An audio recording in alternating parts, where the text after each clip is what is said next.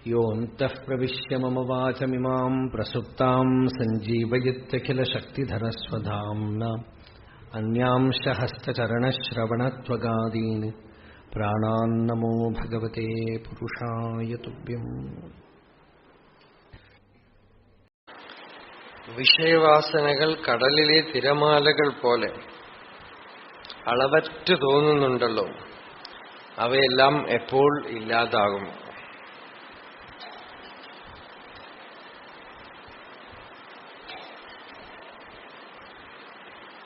ഒരു സാധകന്റെ ഉള്ള പ്രശ്നമാണ് മനസ്സിൽ അടക്കിയാലും അടങ്ങാതെ പല തരത്തിലുള്ള ആഗ്രഹങ്ങള്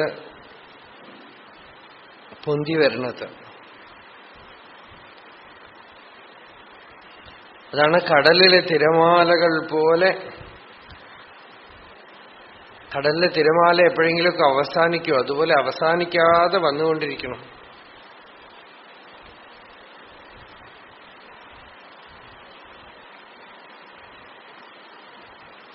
അപ്പോ അതിന് ഭഗവാൻ ഉത്തരം പറയണത്, സ്വരൂപധ്യാനം തെളിഞ്ഞു തെളിഞ്ഞു വരും തോറും വിചാരങ്ങളെല്ലാം അടങ്ങിക്കോളും.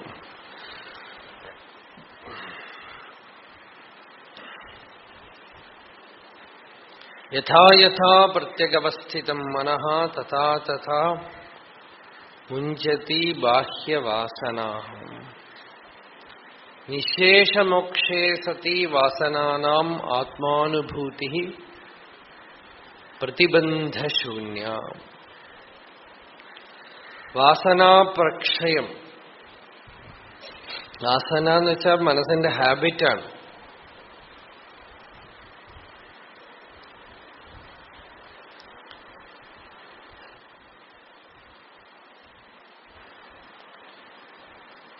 പ്രാരബ്ധം വേറെ, വാസന വേറെ. വാസന അഭിനിവേശാണ്.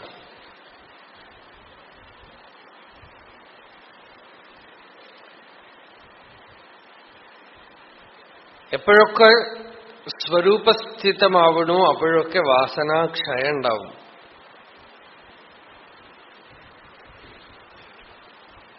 വാസനകളുടെ പ്രതിബന്ധം ഇല്ലെങ്കിൽ ആത്മാനുഭൂതിയും ഇടവിടാതെ ഉണ്ടാവും. അപ്പൊ വാസനാപ്രക്ഷയം ചെയ്ത ആത്മാനുഭവത്തിനെ നേടണം എന്ന് പറയണതിന് പകരം ഭഗവാൻ പറഞ്ഞത്, സ്വരൂപധ്യാനം തെളിയും തോറും വാസനയൊക്കെ അടങ്ങിക്കൊള്ളും. വെളിച്ചം കൊണ്ടുവന്നാൽ ഇരുട്ട് പോയിക്കൊള്ളും. അതേപോലെ സ്വരൂപാനുഭവം തെളിഞ്ഞു തെളിഞ്ഞു വരും തോറും വാസനകളൊക്കെ അടങ്ങിക്കൊള്ളും. വിചാരങ്ങളെല്ലാം അടങ്ങിക്കൊള്ളും. അപ്പോ വിചാരം ചുരുങ്ങി വന്ന് സകല വിഷയവാസനകളും ഇല്ലാതായി സ്വരൂപധ്യാനം മാത്രമായി ഇരിക്കുവാൻ സാധിക്കുമോ? അങ്ങനെ ഒരു സ്റ്റേറ്റ് സാധ്യമാണോ? നിരന്തരം സ്വരൂപധ്യാനം മാത്രമായിട്ട് ഇരിക്കുവാൻ സാധിക്കുമോ? ഈ സാധിക്കുമോ എന്ന് ചോദിക്കുമ്പോൾ തന്നെ ഒരു പേഴ്സണൽ അച്ചീവ്മെന്റ് ആണ്. അപ്പൊ ഭഗവാൻ അതിനൊരു ഇടം കൊടുക്കാതെ, സാധ്യമോ അല്ലയോ എന്ന ആശങ്കയ്ക്ക് ഇട കൊടുക്കാതെ സ്വരൂപധ്യാനത്തെ വിടാതെ മുറുകെ പിടിക്കണം. ഒരുവൻ എത്ര തന്നെ പാപിയായിരുന്നാലും, ഞാൻ പാപിയായിരിക്കുന്നല്ലോ, എങ്ങനെ എനിക്ക് ഗതി ഉണ്ടാകും എന്നിങ്ങനെ വ്യസനിച്ചുകൊണ്ടിരിക്കാതെ താൻ പാപിയാണെന്നുള്ള വിചാരത്തെ തീരെ തള്ളിക്കളഞ്ഞ് സ്വരൂപധ്യാനത്തിൽ ശ്രദ്ധയുള്ളവനായിരുന്നാൽ അവൻ നിശ്ചയമായും നിവൃത്തനാകും. ഇന്നലെ പറഞ്ഞില്ലേ, പാപത്തിനൊക്കെ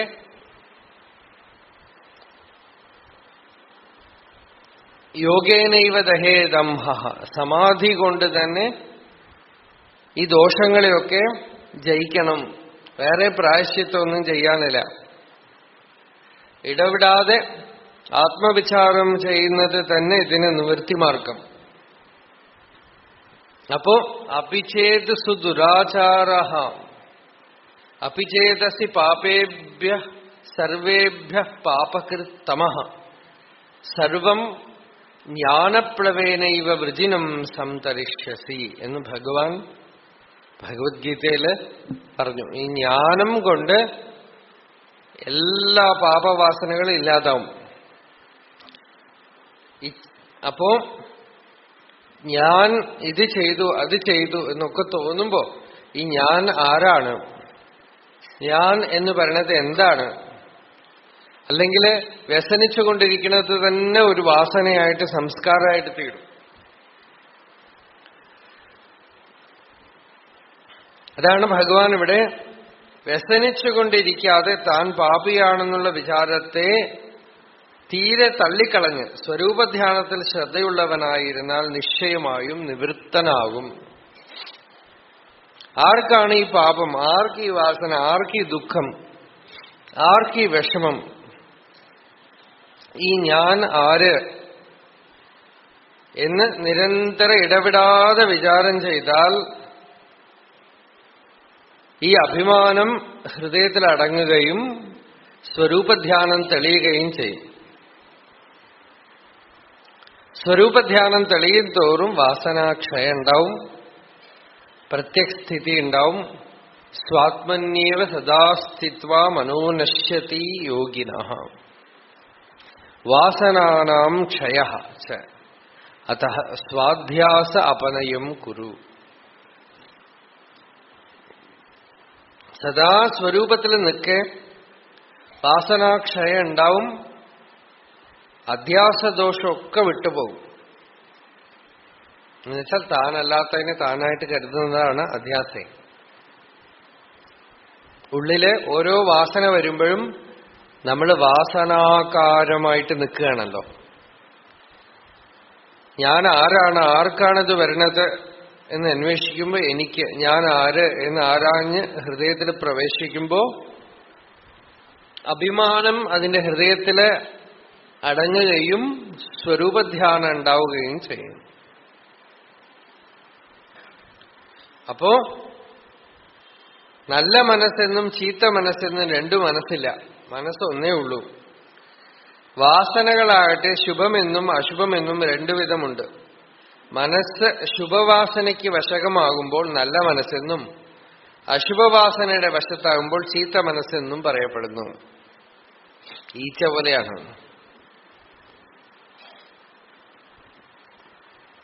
മധുരപലഹാരത്തിലും ഇരിക്കും, മലത്തിലും ഇരിക്കും. ഒരേ മനസ്സാണ് ലോകവിഷയങ്ങളിലും ഇരിക്കും, നല്ല കാര്യങ്ങളിലും ഇരിക്കും. ശുഭാശുഭാഭ്യാം മാർഗാഭ്യാം വഹന്തി വാസനാ സരിത് പൗരുഷേണ പ്രയത്നേന യോജനീയാ ശുഭേ പഥി. ശുഭത്തിലൂടെയും ഒഴുകും, അശുഭത്തിലൂടെയും ഒഴുകും. വാസനാ സരിത്. അപ്പൊ മനസ്സ് ശുഭവാസനയ്ക്ക് വശകാവുമ്പോ ദൈവീ സമ്പത്തൊക്കെ ഉണ്ടാവണു. ഭക്തി, ജ്ഞാനം, വൈരാഗ്യം, സത്സംഗം എല്ലാത്തിലും ഒഴിച്ച്. അശുഭത്തിന് വശകാവുമ്പോ ചീത്ത മനസ്സ് എന്ന് പറഞ്ഞു. പ്രാപഞ്ചിക വിഷയങ്ങളിലേക്കും മറ്റുള്ളവരുടെ കാര്യങ്ങളിലേക്കും മനസ്സിനെ വിട്ടയക്കരുത്. അന്യർ എത്ര തന്നെ നീചന്മാരായിരുന്നാലും അവരുടെ നേരെ ദ്വേഷമുണ്ടാകരുത്. രാഗം, ദ്വേഷം ഇവ രണ്ടും വെറുക്കത്തക്കവയാകുന്നു.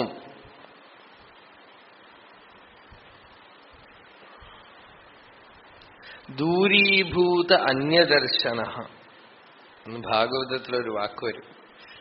ഭഗവാൻ ഉദ്ധവർക്ക് ഉപദേശിക്കുമ്പോൾ ഏകാദശത്തില് അവസാനത്തിൽ പറയണ്ട്, പരസ്വഭാവ കർമാണി ന പ്രശംസേത് ന ഗർഹയേത് വിശ്വം ഏകാത്മകം പശ്യൻ പ്രകൃത്യാ പുരുഷേണ ച. മറ്റുള്ളവരെ കുറിച്ച് നിന്ദിക്കുകയോ സ്തുതിക്കുകയോ ചെയ്യരുത് എന്നാണ്. മറ്റുള്ളവരെ കുറിച്ച് മിണ്ടുകയേ അരുത്. അവരുണ്ട് എന്നുള്ള വിചാരത്തിൽ പോലും സങ്കല്പരുത്. യോഗത്തില് സ്ഥിതനായവന് മറ്റുള്ളവൻ എന്ന് പറയുന്നതിന് ഒരു ദുഃഖമാണ്. അതർ ഈസ് ഹെൽ എന്നൊരു ചൊല്ലുണ്ടെങ്കിൽ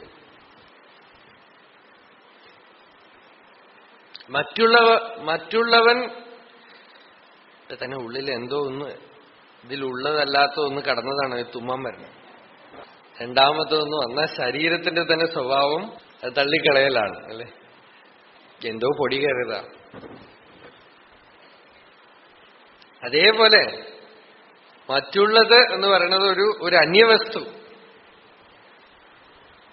ഒരുപാട് ഒരാളെ കുറിച്ച് നല്ലത് പറഞ്ഞാലും അസൂയ തോന്നും, അല്ലെങ്കിൽ അയാളെ പോലെ ഞാനായിട്ടില്ലല്ലോ എന്നൊരു ഇൻഫീരിയോറിറ്റി കോംപ്ലക്സ് തോന്നും.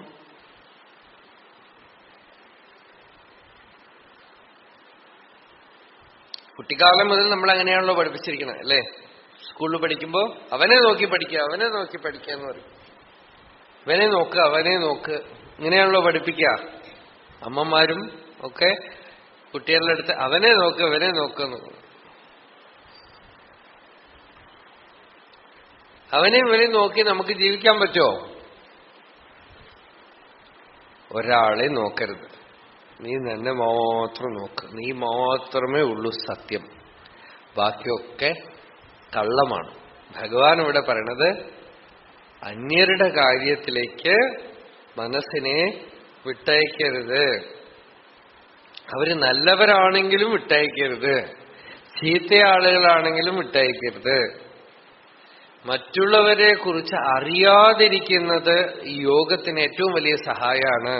മറ്റുള്ളവരെ കുറിച്ച് അറിയുന്ന ആ ജിജ്ഞാസ ഉണ്ടല്ലോ, അതൊരു തരത്തിൽ ഒരു വലിയൊരു തടസ്സാണ്. അവരാരാണ്? ന്യൂസ് പേപ്പർ വായിക്കുന്നത് എന്തിനാ? മറ്റുള്ളവരെ കുറിച്ച് അറിയാം അല്ലെ. ആരൊക്കെ ജനിച്ചു, ആരൊക്കെ മരിച്ചു, എന്തൊക്കെ സംഭവിച്ചു ലോകത്തിൽ. ഇത് അറിഞ്ഞിട്ട് ഇപ്പൊ എന്ത് വേണം? രാമകൃഷ്ണ പരമഹംസര് ന്യൂസ് പേപ്പർ അവിടെ എവിടെയെങ്കിലും ദക്ഷിണേശ്വരത്ത് കണ്ടാൽ അതൊക്കെ തൂത്തുവാരി കളയാൻ പറഞ്ഞ അവിടെ ഗംഗാജലം കൊണ്ടുവന്ന് തളിക്കത്രേ. ഈ സ്ഥല അശ്രദ്ധ എന്ന്. പേപ്പർ വായിക്കരുത്, ന്യൂസ് കേൾക്കരുത്, ഒന്നും അറിയരുത്. ശാന്തി വേണോ? നമുക്ക് ആവശ്യമുള്ള അറിവ് മാത്രം മതിയല്ലോ. ഇതൊക്കെ അറിഞ്ഞിട്ട് ഇപ്പൊ എന്ത് വേണം? ഇപ്പോ കാട്ടിൽ പോയിട്ട് കാട്ടുജാതിക്കാരുടെ മൂപ്പന്റെ അടുത്ത് പോയിട്ട് ഒരു ഇന്റർവ്യൂ നടത്തി നമ്മുടെ ആളുകള്. അപ്പോ നമ്മളെ ഭരിക്കുന്നത് ആരാണെന്ന് ചോദിച്ചു അയാളുടെ അടുത്ത്. എന്നുവെച്ചാൽ നമ്മുടെ മന്ത്രിയോ തന്ത്രിയോ പ്രസിഡന്റിനെ കുറിച്ചൊക്കെ അയാൾ അറിയുമോന്ന് ചോദിച്ചതാ. അയാള് പറഞ്ഞു, എന്റെ നാട്ടിൽ ഞാനാണ് രാജാവ്, നിങ്ങളുടെ രാജാവ് ആരാന്ന് എനിക്കറിയില്ല. അങ്ങനെ ജീവിച്ച് അവരും കാലം കഴിഞ്ഞു പോവും. നമുക്കിതൊക്കെ അറിഞ്ഞിട്ടിപ്പോ എന്ത് വേണം? കഴിയണതും അന്യമെന്ന് പറയണത് എന്താ? വെറും തോട്ടാണ്, ചിത്തവൃത്തിയാണ് അല്ലേ. ഞാനിവിടെ ഇരിക്കണു, എന്നെ സംബന്ധപ്പെട്ട ആരോ ഇവിടെ ഇല്ല, പ്രബലമായ അവരെ കുറിച്ചുള്ള വിചാരം വരെയാണ്. വെറും വിചാരമല്ലേ. ഇവിടെ ഉണ്ടോ? അടുത്ത റൂമിലുണ്ടെങ്കിലും അമേരിക്കയിലുണ്ടെങ്കിലും ഒരേപോലെയാണ് അല്ലേ. രണ്ടും പ്രത്യക്ഷമല്ല. പിന്നെ എവിടെയുണ്ട്? എന്റെ ചിത്തവൃത്തിയിൽ മാത്രം. ആ ചിത്തവൃത്തിയിൽ കടന്നിട്ട് ഒരു ഡിസ്റ്റർബൻസ്, രാഗമോ ദ്വേഷമോ. അതാണ് ഇന്നലെ പറഞ്ഞത്. ധർമ്മപുത്രര് ദുര്യോധനനൊരു അമ്പലം കെട്ടിയിട്ട് പോയി എന്ന് പറഞ്ഞില്ലേ. ദുര്യോധനൻ പോയി കഴിഞ്ഞു, പക്ഷെ ദുര്യോധനനെ കുറിച്ചുള്ള വിചാരം ഉണ്ടല്ലോ ഉള്ളില്, അത് കളഞ്ഞിട്ടില്ലെങ്കിൽ വലിയ വിഷമാ.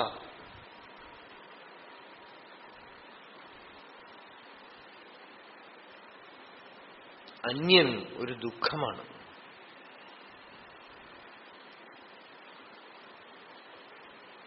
ഉള്ളിന്ന് മറ്റുള്ളവരുടെ കാര്യത്തിലുള്ള രുചി അങ്ങനെ എടുത്തു കളയണം.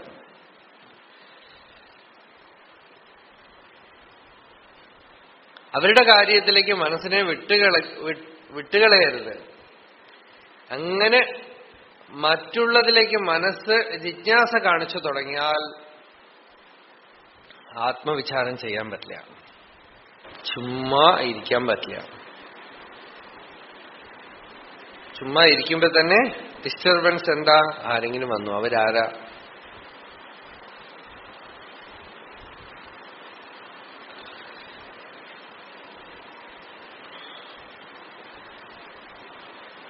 നമ്മളെക്കുറിച്ച് ആരൊക്കെ എന്തൊക്കെ പറയണു?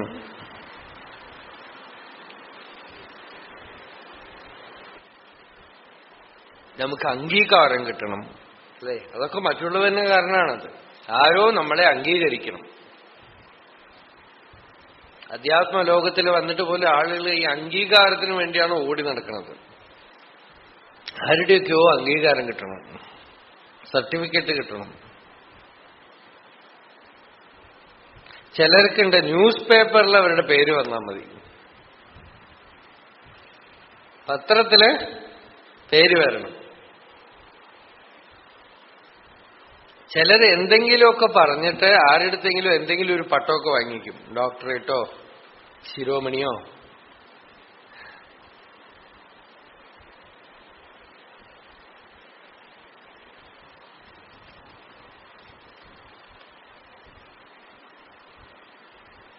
അംഗീകാരത്തിനാണ്.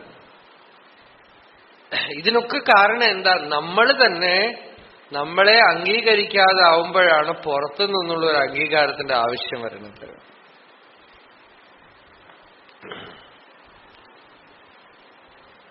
സ്വാമി രാമതീർത്ഥൻ അദ്ദേഹം ഒരു ഇംഗ്ലീഷ് പോയം എഴുതിയിട്ട് അതിൽ പറയും, the squirrel and the mountain had a quarrel. ഒരു അണ്ണാനും മലയും കൂടെ ശണ്ട കൂടിയത്രേ. അപ്പൊ ഈ മല അണ്ണാനെ വളരെ ചെറിയ ജീവിയാണല്ലോ, അപ്പൊ ചിന്ന പയ്യെന്ന് വിളിച്ചു.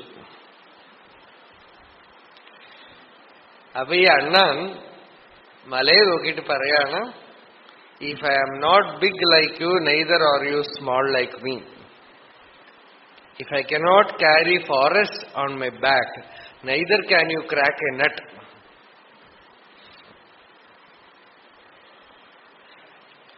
എനിക്ക് കാടും മലയൊന്നും പൊക്കി നിൽക്കാൻ പറ്റില്ല, നിനക്കൊരു കടലമണി പൊട്ടിക്കാനും പറ്റില്ലല്ലോ.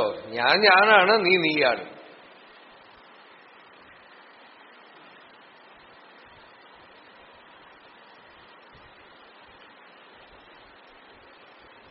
ഓരോരുത്തർക്കും അവരവരുടെ സ്ഥിതിഗതിയൊക്കെ ഭൗതികമായിട്ടുണ്ട്. ഇവിടെ അതല്ല. നമ്മളുടെ ചിത്തവൃത്തി ഉണ്ടാവാൻ തന്നെ കാരണം അന്യമാണ്. നമുക്ക് സ്പോണ്ടേനിറ്റിയിൽ തോട്ട് വേണ്ട. നമ്മളെക്കുറിച്ച് നമുക്ക് ചിന്തിക്കേണ്ട ആവശ്യമേ ഇല്ല.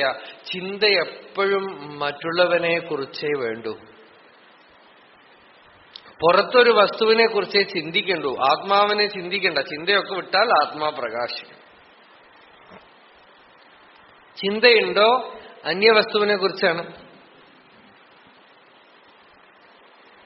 അല്ലേ? യോഗ ചിത്തവൃത്തി നിരോധ. ചിത്തവൃത്തി ഒന്നുമില്ലെങ്കിൽ ഒന്നും ചിന്തിക്കാനില്ല. ചിന്തിക്കുന്നത് എപ്പോഴും മറ്റൊരു വസ്തുവിനെ കുറിച്ചാണ്, പുറമേക്കൊരു വസ്തുവിനെ കുറിച്ചാണ്. അതുകൊണ്ട് ഭഗവാൻ ഇവിടെ പറഞ്ഞു, അന്യർ എത്ര തന്നെ നീചന്മാരായിരുന്നാലും അവരുടെ നേരെ ദ്വേഷം ഉണ്ടാകരുത്. ദ്വേഷിക്കുന്നത് കൊണ്ട് അയാൾക്കൊന്നുമില്ല. ഞാൻ ആരെ ദ്വേഷിക്കണു? എന്നെ തന്നെയാണ്. ദ്വേഷം എന്റെ ഉള്ളിൽ ഉണ്ടാവണു, എന്നെ തന്നെ ഹിംസിക്കണു, എന്റെ ഉള്ളിൽ തന്നെ അടങ്ങുന്നു. ആർക്ക് ദ്വേഷമില്ലയോ, ന ഹിനസ്തി ആത്മന ആത്മാനം തതോ യാതി പരാം ഗതിം. അയാളെ തന്നെ ഹിംസിക്കണില്ല എന്നാണ്. അതുകൊണ്ട് ദ്വേഷം ഉണ്ടാവരുത് എന്ന് പറഞ്ഞു. രാഗം ദ്വേഷം ഇവ രണ്ടും വെറുക്കത്തക്കവയാകും. എന്ന് വെച്ചാൽ ദ്വേഷം മാത്രമല്ല, അറ്റാച്ച്മെന്റ് ആൻഡ് അവേർഷൻ, ഇത് രണ്ടും ഉണ്ടെങ്കിൽ തോട്ട്സ് ഇല്ലാതിരിക്കാൻ പറ്റില്ല. ചിത്തവൃത്തികള് ഒരു പുറ്റിന്റെ ഉള്ളിൽ നിന്ന് ഈച്ച വരണ പോലെ ഉണ്ടായിക്കൊണ്ടിരിക്കാൻ കാരണം രാഗദ്വേഷമാണ്. രാഗദ്വേഷം ഉള്ളപ്പോ നമുക്ക് എന്തിനോട് രാഗമുണ്ടോ അതിനെക്കുറിച്ച് ചിന്ത ഉണ്ടായിക്കൊണ്ടേയിരിക്കും. എന്തിനോടെങ്കിലും വെറുപ്പ് വന്നാൽ അതിനെക്കുറിച്ച് ചിത്തവൃത്തികൾ വന്നുകൊണ്ടേയിരിക്കും. അപ്പൊ രാഗദ്വേഷം രണ്ടും തരണം ചെയ്യണം. എല്ലാറ്റിനെയും ആത്മാവായി കാണുന്നവന് രാഗമോ ദ്വേഷമോ ഇല്ല. ഗീതയിൽ ഭഗവാൻ പറഞ്ഞു, ഇത് രണ്ട് എടുത്തു കളഞ്ഞിട്ട് ലോകത്തിൽ ജീവിച്ചോളാം. രാഗദ്വേഷ വിയുക്തൈസ്തു വിഷയാനിന്ദ്രിയൈ ചരന് ആത്മവശ്യൈ വിധേയാത്മാ പ്രസാദമധിഗച്ഛതി. രാഗവും ദ്വേഷവും എടുത്തിട്ട് പ്രാരബ്ധമനുസരിച്ച് വരുന്ന അനുഭവങ്ങളുടെ നടുക്ക് ഇരുന്നു കൊള്ളുക. ഒന്നും ഉള്ളില് ഒരു വിധത്തിലും ഒരു സംസ്കാരം ഉണ്ടാക്കില്ല. പ്രസാദമധിഗച്ഛതി, മനസ്സ് പ്രസന്നമായി സമാഹിതമായിട്ടിരിക്കും. മറ്റുള്ളവർക്ക് കൊടുക്കുന്നതൊക്കെ തനിക്കാണോ കൊടുക്കുന്നത്? ഇങ്ങനെയാണെന്ന് അറിഞ്ഞാൽ എവനാണ് കൊടുക്കാതിരിക്കുക? താൻ ഉയർന്നാൽ സകലവും ഉയരും, താൻ അടങ്ങിയാൽ എല്ലാം അടങ്ങും. എത്രയ്ക്കെത്ര താൻ അടങ്ങുന്നുവോ അത്രയ്ക്കത്ര നന്മയുണ്ട്. മനസ്സടക്കിക്കൊണ്ടിരുന്നാൽ എവിടെ ഇരുന്നാലും ഇരിക്കാം. അഭിമാനത്തിനെ ഹൃദയത്തിൽ അടക്കിയാൽ ഏറ്റവും വലിയ നന്മ എന്താ? ഞാൻ ഉദിയാതുള്ള നിലയിൽ അഭിമാനം ഇല്ലാതെ ഇരുന്നാൽ സുഖമായിട്ട് എവിടെ വേണമെങ്കിൽ ഇരിക്കാം. ഏത് സ്ഥലത്ത് വേണമെങ്കിലും ഇരിക്കാം. ഒന്നിനെക്കുറിച്ചും കംപ്ലൈന്റ് ഇല്ല. ശുഭം അശുഭം നല്ലത് ചീത്ത ഒന്നും തോന്നില്ല. നമ്മൾ തോൽക്കുന്നത് ആദ്യം നമ്മളുടെ അടുത്താണ്. നമുക്ക് പരാജയം ഉണ്ടാവുന്നത് നമ്മളുടെ അടുത്താണ്. നമ്മളുടെ അടുത്ത് പരാജയപ്പെട്ട് കഴിഞ്ഞാൽ പിന്നെ എല്ലാവരുടെ അടുത്തും പരാജയപ്പെടും. അഭിമാനത്തിന് വഴങ്ങിയാ പിന്നെ എല്ലായിടത്തും നമ്മൾ അപമാനപ്പെടും.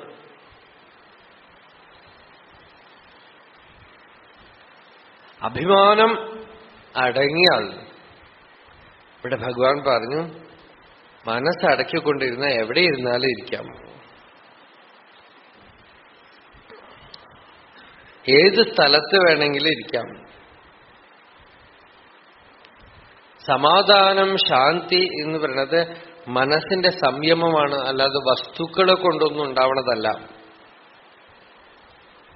ഈ സീക്രട്ട് അറിയാതെയാണ് എന്റർടൈൻമെന്റിന് വേണ്ടി ഓടി നടക്കുന്നത്.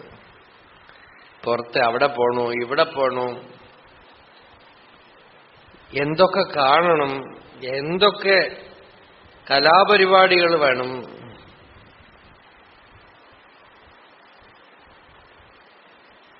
ഡാൻസ്, പാട്ട്, പാർക്ക്, സിനിമ.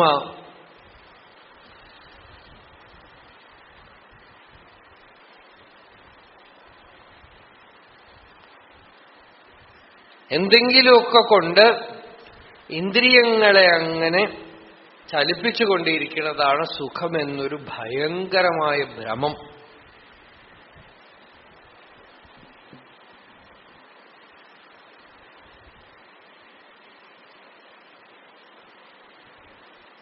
ഇത് അത്ര എളുപ്പത്തിലൊന്നും പോവില്ല. സ്വഭാവം പ്രകൃതിയായി മാറിയിരിക്കുകയാണേ.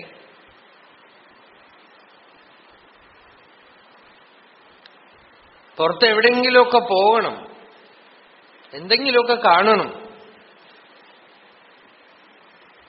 അതുകൊണ്ട് വേണം ഇനിയിപ്പോ എനിക്ക് സന്തോഷം ഉണ്ടാവാൻ.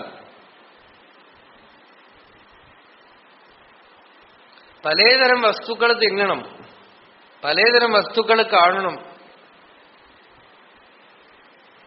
പല ആളുകളുമായിട്ടുള്ള കൂടിക്കാഴ്ചകളൊക്കെ വേണം.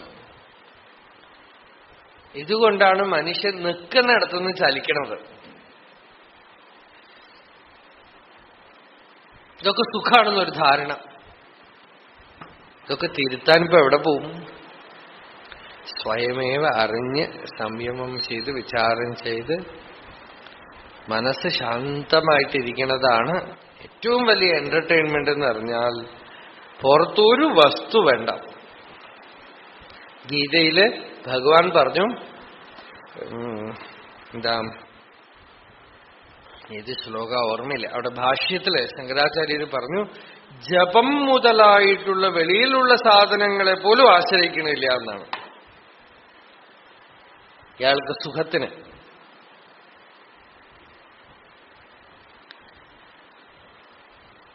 ചുമ്മാ മനസ്സ് ഹൃദയത്തിൽ അടങ്ങുന്ന വിദ്യ അറിഞ്ഞവന് സുഖം അവിടെയാണോ ഉള്ളത് എന്ന് അറിഞ്ഞു കഴിയുമ്പോ ഇനിയിപ്പോ എന്തിന് വേറെ എന്ത് സുഖ വേണ്ട? വെളിയിൽ നിന്ന് വരുന്നതൊക്കെ കുറച്ചു കഴിഞ്ഞാൽ ബോറടിച്ചു പോകും. വൈകുണ്ഠത്തിൽ പോയിരുന്നാലും കുറച്ചു കഴിഞ്ഞാൽ ബോറടിച്ചു പോകും. കൈലാസത്ത് പോയാലും കുറച്ചു കഴിഞ്ഞാൽ ബോറടിച്ചു പോകും. ഭഗവാൻ തന്നെ അവിടെ ബോറടിച്ചിട്ടാണ് ഇങ്ങോട്ടേക്ക് ഇറങ്ങി വരുന്നത്.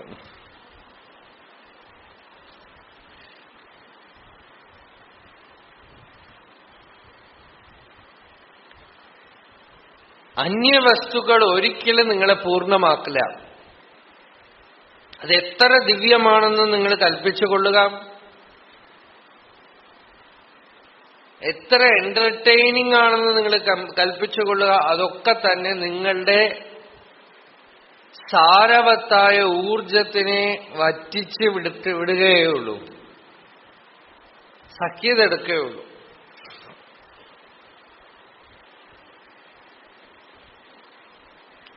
ആത്മാവിൽ നിന്ന് അന്യവസ്തുക്കളെ ആശ്രയിക്കാതെ ഇരിക്കുന്നതാണ് ജ്ഞാനം, ജ്ഞാനബലം. ഇതാണ് ഭഗവാൻ പറഞ്ഞത്. സകലതും താൻ തന്നെ എന്ന് അറിഞ്ഞ് ആ ജ്ഞാനത്തിനെ തന്നെ ആശ്രയിച്ചുകൊണ്ടിരിക്കണമിന് മനസ്സിനി ഒരിടത്തും പോവാനില്ല. അയാൾക്ക് എവിടെ ഇരുന്നാലും ഇരിക്കാം. അപ്പൊ വിചാരണ ഏതുവരയ്ക്ക് വേണം? മനസ്സിൽ ഏതുവരെ വിഷയവാസന ഇരിക്കുന്നു അതുവരെ ആരാ ഞാൻ എന്ന വിചാരണയും വേണം. വിചാരങ്ങൾ വന്നുകൊണ്ടിരിക്കെ അപ്പോഴപ്പോൾ അവയെല്ലാം ഉൽപ്പത്തിസ്ഥാനത്ത് തന്നെ വിചാരണ കൊണ്ട് നശിപ്പിക്കണം. ഒരുവൻ സ്വരൂപത്തെ പ്രാപിക്കുന്നതുവരെ നിരന്തരമായി സ്വരൂപസ്മരണം നടത്തുന്നുവെങ്കിൽ അതുമാത്രം മതി. കോട്ടയ്ക്കുള്ളിൽ ശത്രുക്കൾ ഉള്ള കാലം വരെ അവർ അതിൽ നിന്ന് പുറത്തേക്ക് വന്നുകൊണ്ടിരിക്കുമ്പോൾ തന്നെ അവരെ എല്ലാം വെട്ടിക്കൊണ്ടിരുന്നാൽ കോട്ട കൈവശപ്പെടും. ഇവിടെ ഹൃദയമാണ് കോട്ട. ഹൃദയത്തിൽ നിന്നും വിഷയവാസനകൾ പൊന്തിക്കൊണ്ടേയിരിക്കുമ്പോഴൊക്കെ നമ്മൾ ഇനിയും പ്രതിബന്ധം നീങ്ങിയിട്ടില്ല, നമുക്ക് തടസ്സമുണ്ട്. അതുകൊണ്ട് ഓരോ വിചാരം വരുമ്പോഴും ജാഗ്രതയോടുകൂടി ഈ വിചാരം ആർക്ക് വരണു എന്ന് നോക്കണം. എനിക്ക്, ഞാൻ ആര്, എന്റെ സ്വരൂപം എന്താണ്? വിഷയവാസനകൾ വരുംതോറും ആത്മവിചാരം ചെയ്തുകൊണ്ടേയിരിക്കണം. ആത്മവിചാരം ചെയ്തിട്ടില്ലെങ്കിൽ എന്താ? ലോകവിചാരം വരും, മറ്റുള്ളവരെ കുറിച്ചുള്ള വിചാരം വരും. അതുകൊണ്ട് വിചാരത്തിൽ ലഗ്നമാവണം, ശ്രദ്ധയെ അന്തർമുഖമാക്കണം. അപ്പൊ വിഷയവാസനകൾ പൊന്തിക്കൊണ്ടിരിക്കും തോറും ആരാ ഞാൻ എന്ന വിചാരണയും വേണം. എന്തൊക്കെ വാസനകൾ വരണു അപ്പൊ തന്നെ ഇതാർക്ക് വരണു, അതിന്റെ പുറകെ പോവാതെ ഭഗവാൻ എപ്പോഴും ആരെന്ത് കൊണ്ടുപോകുമ്പോഴും ഇതിലേക്ക് തിരിച്ചു വിട്ടുകൊണ്ടിരുന്നു. എന്താന്ന് വെച്ചാൽ ഇതാണ് അനുഗ്രഹം. ആളുകൾ വളരെ സീരിയസ് ആയിട്ട് എന്തെങ്കിലും സംശയം ചോദിക്കുമ്പോൾ പോലും സംശയത്തിന് ഉത്തരമേ കൊടുക്കില്ല.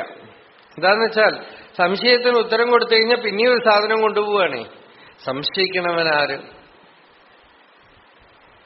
ഈ വിചാരം ആർക്ക് വരണു?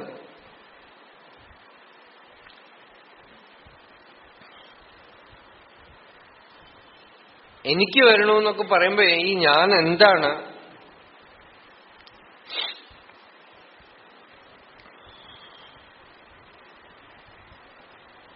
വളരെ ജാഗ്രതയോടുകൂടെ സദാ ആത്മവിചാരം ചെയ്തുകൊണ്ട് ഇരിക്കുക.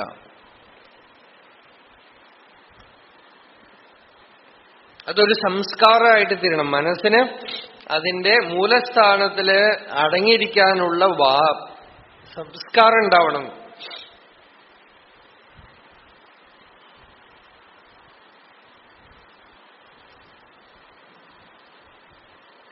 അഭ്യസിച്ച് കഴിയുമ്പോൾ ഓരോ തോട്ട് വരുമ്പോഴും ഓരോ ഇമോഷൻ വരുമ്പോഴും ആ ഇമോഷനിൽ ശ്രദ്ധ പോവാതെ ഈ ഞാൻ ഞാൻ ഞാൻ ഞാൻ എന്താണ്, ഞാൻ ആരാണ്, ഞാൻ എന്ന് പറയണ്ടല്ലോ, ഇതിന്റെ സ്വരൂപം എന്താണ്, ഈ ജീവാഹന്തയുടെ സ്വരൂപം എന്താണ്, അഭിമാനം എവിടെ ഉദിക്കണം,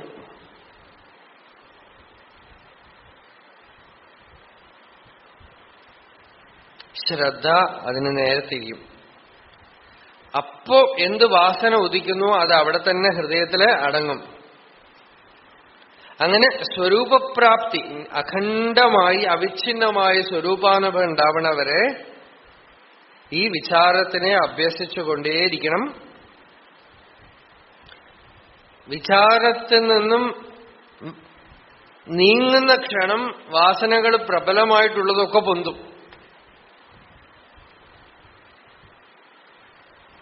അതൊക്കെ വരുമ്പോഴൊക്കെ തന്നെ ഈ ആത്മവിചാരത്തിനെ ആശ്രയിച്ചുകൊണ്ട് ആത്മനിഷ്ഠമായിക്കൊണ്ടേ ഇരുന്നാൽ വാസനാപ്രക്ഷയം ഉണ്ടാവുന്നു. മനസ്സിന്റെ ഹാബിറ്റ്. പുറത്തു വസ്തുക്കളുണ്ടെന്നും അതിനെ അനുഭവിക്കണമെന്നുമുള്ള ഈ ഒരു ഭ്രമം അതിനുണ്ടായിക്കൊണ്ട് ഇരിക്കുന്നത് വരെ ആത്മവിചാരം വേണം. ആ ഭ്രമം അങ്ങോട്ട് നീങ്ങിയാലോ അവിഛിന്നമായ സ്വരൂപസ്ഥിതി. ഇതാണ് മുമ്പൊരിക്കൽ പറഞ്ഞിട്ടുണ്ട്. മനസ്സ് ഒരു പ്രാവശ്യം വിചാരം ചെയ്താൽ തന്നെ ഹൃദയത്തിൽ ഇരുന്നൂടെ എന്ന് നമുക്കൊരു സംശയം തോന്നും. അതിന് ഭഗവാൻ ഒരിക്കലും ഒരു ഉദാഹരണം പറഞ്ഞാണ്. അവിടെ ഒരു അണ്ണാൻ പ്രസവിച്ചു. ആ അണ്ണാന്റെ കുഞ്ഞുങ്ങള്, കൊച്ചു കൊച്ചു അണ്ണാൻ കുഞ്ഞുങ്ങള്, ഇത്തിരി നിങ്ങൾ കണ്ടിട്ടുണ്ടാവോ അറിയില്ല, പുഴു പോലെ ഇത്രേ ഉണ്ടാവുള്ളൂ. അതൊക്കെ ഭഗവാൻ എടുത്ത് വളർത്തി അതിന് തേൻ കൊടുത്ത്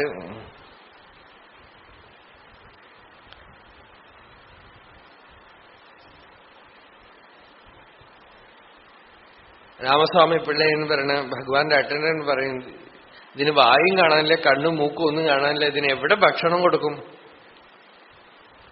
പഞ്ഞി തേനില് മുക്കിയിട്ട് എവിടെയോ ഒരിടത്ത് വെക്കുമ്പോ വായ തുറക്കും അത്രയത്. അങ്ങനെ ഇതിനെ വളർത്തി. കുറച്ച് വലുതായി അത് റൂമിലൊക്കെ ഓടി നടക്കും. എന്റെ തള്ള ആ അണ്ണാനെ പൂച്ച പിടിച്ചു. അപ്പൊ അതുകൊണ്ടാണ് ഈ കുട്ടികളെയൊക്കെ ഭഗവാൻ എടുത്ത് വളർത്തിയത്. അപ്പൊ ആ പൂച്ചയുടെ പിടിയിൽ പെടാതിരിക്കാൻ വളരെ ജാഗ്രതയായിട്ട് വളർത്തിക്കൊണ്ടുവന്നു. ഇത് പുറത്തൊക്കെ ഓടി നടക്കുമ്പോൾ ഓരോന്നായി പിടിച്ചു കൊണ്ടുവന്ന് അവിടെ ഒരു പെട്ടിയിലിടും. 2-3 ഉണ്ടായിരുന്നു. രണ്ടാമതുള്ള കൊണ്ടുവരുമ്പോഴേക്കും ആദ്യം പിടിച്ചിട്ടത് പുറത്തേക്ക് പോകും. ഇങ്ങനെ പതുക്കെ പതുക്കെ ഓരോന്നായി പിടിച്ചു കൊണ്ടുവന്ന് പെട്ടിയിലാക്കിയിട്ട് ഭഗവാൻ ഒരു ദിവസം പറഞ്ഞു, ഈ അണ്ണാൻകുഞ്ഞുങ്ങൾക്ക് പുറത്ത് പൂച്ചയുണ്ടെന്ന് അറിയില്ല. പൂച്ചയുണ്ട്, ഈ പൂച്ച കടിക്കുന്ന അറിഞ്ഞാൽ അവർ പോവില്ല. അറിയാത്തത് കൊണ്ട് വീണ്ടും വീണ്ടും വീണ്ടും പുറത്തു പോയിക്കൊണ്ടേയിരിക്കണം. അതിനായിട്ടൊരു അറിവ് വരണ വരെ നമ്മളായിട്ട് അതിനെ പിടിച്ചിട്ടുകൊണ്ടേയിരിക്കണം. അതുപോലെ നമ്മളുടെ മനസ്സിന് പുറം ലോകത്തിൽ ദുഃഖമുണ്ടെന്നും എന്തൊക്കെ തന്നെ ബുദ്ധി കൊണ്ടൊക്കെ അറിഞ്ഞാലും അനുഭവത്തിൽ അറിഞ്ഞിട്ടില്ല. അത് അറിയണവരെ ഈ മനസ്സിന്റെ സ്വഭാവം പുറത്തേക്ക് പോയിക്കൊണ്ടേയിരിക്കലാണ്. അതിനെ ബലമായിട്ട് തന്നെ സ്വരൂപത്തിൽ ഇരുത്തി പഠിപ്പിക്കണം. അത് പിടിവിട്ടാ പിന്നെയും പോവും. പിന്നെയും കൊണ്ടുവന്ന് ഇരുത്താം. യഥാ യഥാ പ്രത്യഗവസ്ഥിതം യഥോ യഥോ നിശ്ചരതി മനഃസഞ്ചലമസ്ഥിരം തതസ്തോ നിയമേതത് ആത്മന്യേവ വശം നയേത്. ഭഗവാൻ ഗീതയിൽ പറഞ്ഞു, എന്തൊക്കെ വിഷയങ്ങളോട് ആകൃഷ്ടമായി മനസ്സ് പുറത്തേക്ക് പോകണോ അവിടുന്നൊക്കെ അതിനെ വ്യാവർത്തിപ്പിച്ചു കൊണ്ടുവന്ന് ആത്മാവിൽ ഇരുത്തുക. അങ്ങനെ അഭ്യസിക്കാതെ വേറെ വഴിയില്ല. ഇതല്ലാതെ വേറെ വഴി, ടെക്നിക്കൊന്നുമില്ല, സൂത്രമൊന്നുമില്ല. ഈ സംസ്കാരം ഉണ്ടാവണ വരെ ഇത് ചെയ്യുക തന്നെ വേണം. സൂത്രമൊന്നും കൗശലമൊന്നും നടക്കില്ല. ആത്മവിചാരം ചെയ്തുകൊണ്ടേയിരിക്കണം. അതുകൊണ്ട് എപ്പോഴൊക്കെ മനസ്സിലെ വിചാരങ്ങൾ പ്രബലമായി പൊന്തണു, ഇതാർക്ക്, എനിക്ക്, ഞാൻ ആര്, ഇതാദ്യം വെറുതെ ഒരു ഹാബിറ്റ് പോലെ ചോദിച്ചാൽ മതി. എനിക്ക് വരണു, ഞാൻ ആരാണ്, ഞാൻ ആരാണ്, ഞാൻ ആരാണ്, ഞാൻ ആരാണ്. കുറെ കഴിയുമ്പോൾ അതിന് ജീവൻ വയ്ക്കും. മന്ത്രമൊക്കെ ജപിക്കാൻ പറയണത് അതുകൊണ്ടാണ്. അവർക്കും ഋഷികൾക്കും അറിയാം ഇത് ആദ്യം വെറും മെക്കാനിക്കൽ ആയിരിക്കുമെന്ന്. കുറെ കഴിയുമ്പോ മന്ത്രാർത്ഥം ഉള്ളിൽ പ്രകാശിക്കും, അല്ലേ? അതേപോലെ ഞാൻ ആരാണ്, ഞാൻ എന്ന് പറയുന്നത് എന്താണ് ഇതിനകത്തുള്ളത്, ഇതിനകത്ത് കണ്ണിലൂടെ കാണുന്നത് ആര്, ചെവിയിലൂടെ കേൾക്കുന്നത് ആര്, ഇതിനകത്ത് ആരുണ്ട്. സ്വപ്നം കാണുന്നുവല്ലോ ഉറങ്ങുമ്പോ, ആ സ്വപ്നം ആര് കാണുന്നു? സുഷുപ്തിയിൽ ഒന്നും കാണാതെ ഇരിക്കുന്നത് ആര്? ഇപ്പൊ ഇവിടെ ആരുണ്ട്, ഇതിനകത്ത് ആരുണ്ട്? ഇത് തന്നെ ഇവിടുന്ന് പോയാൽ ശരീരം കൊണ്ടുപോയി ശ്മശാനത്തിൽ കത്തിച്ചു കളയും. അപ്പോ ഇപ്പൊ പ്രബലമായിട്ടൊരു ഇരുപ്പ്, അസ്തിത്വം ഉണ്ടല്ലോ, അതിന്റെ സ്വരൂപം എന്താ? ഇങ്ങനെ ഒരു സംസ്കാരം, ഒരു പ്രവാഹം, ഒരു സ്രോതസ്, ഒരു ധാര ഉള്ളിലുണ്ടാക്കുക.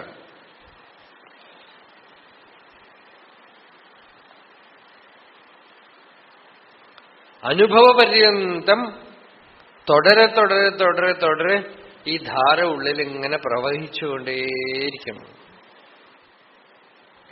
അതിന്റെ ഒരു സ്വഭാവം ഉള്ളിലുണ്ടാവണം. അനുസന്ധാനം, സ്വസ്വരൂപ അനുസന്ധാനം.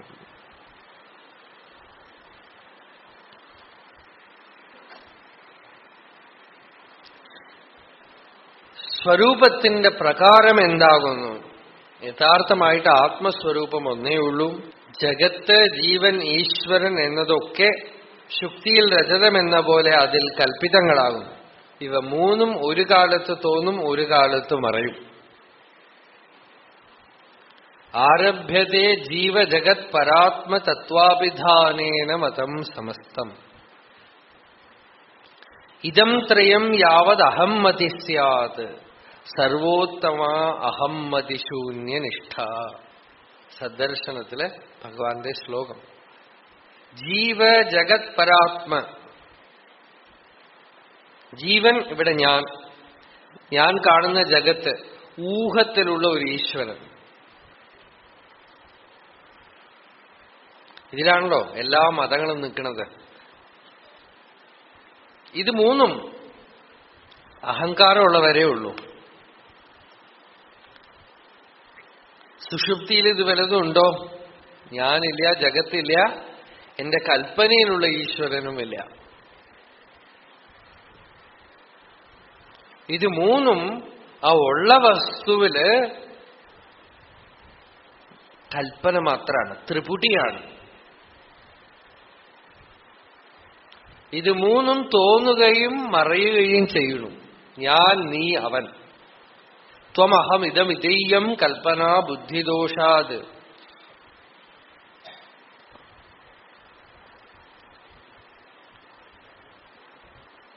ഞാൻ എന്നുള്ളതുണ്ടോ പ്രപഞ്ചം തോന്നുന്നു. സുഷുപ്തിയിൽ ഇതൊന്നുമില്ല. മനസ്സുദിക്കുമ്പോ ഇതൊക്കെ ഉദിക്കണം. ഞാൻ എന്ന വിചാരം അല്പം പോലും ഇല്ലാത്ത അവസ്ഥ തന്നെയാകുന്നു സ്വരൂപം. കോൺഷ്യസ് ആണ്, ജീവാഭിമാനം ഇല്ല. എന്നുവെച്ചാൽ വികല്പമൊന്നുമില്ല എന്നർത്ഥം. അലേർട്ടാണ്. പക്ഷേ യു ആർ ഇംപേഴ്സണൽ.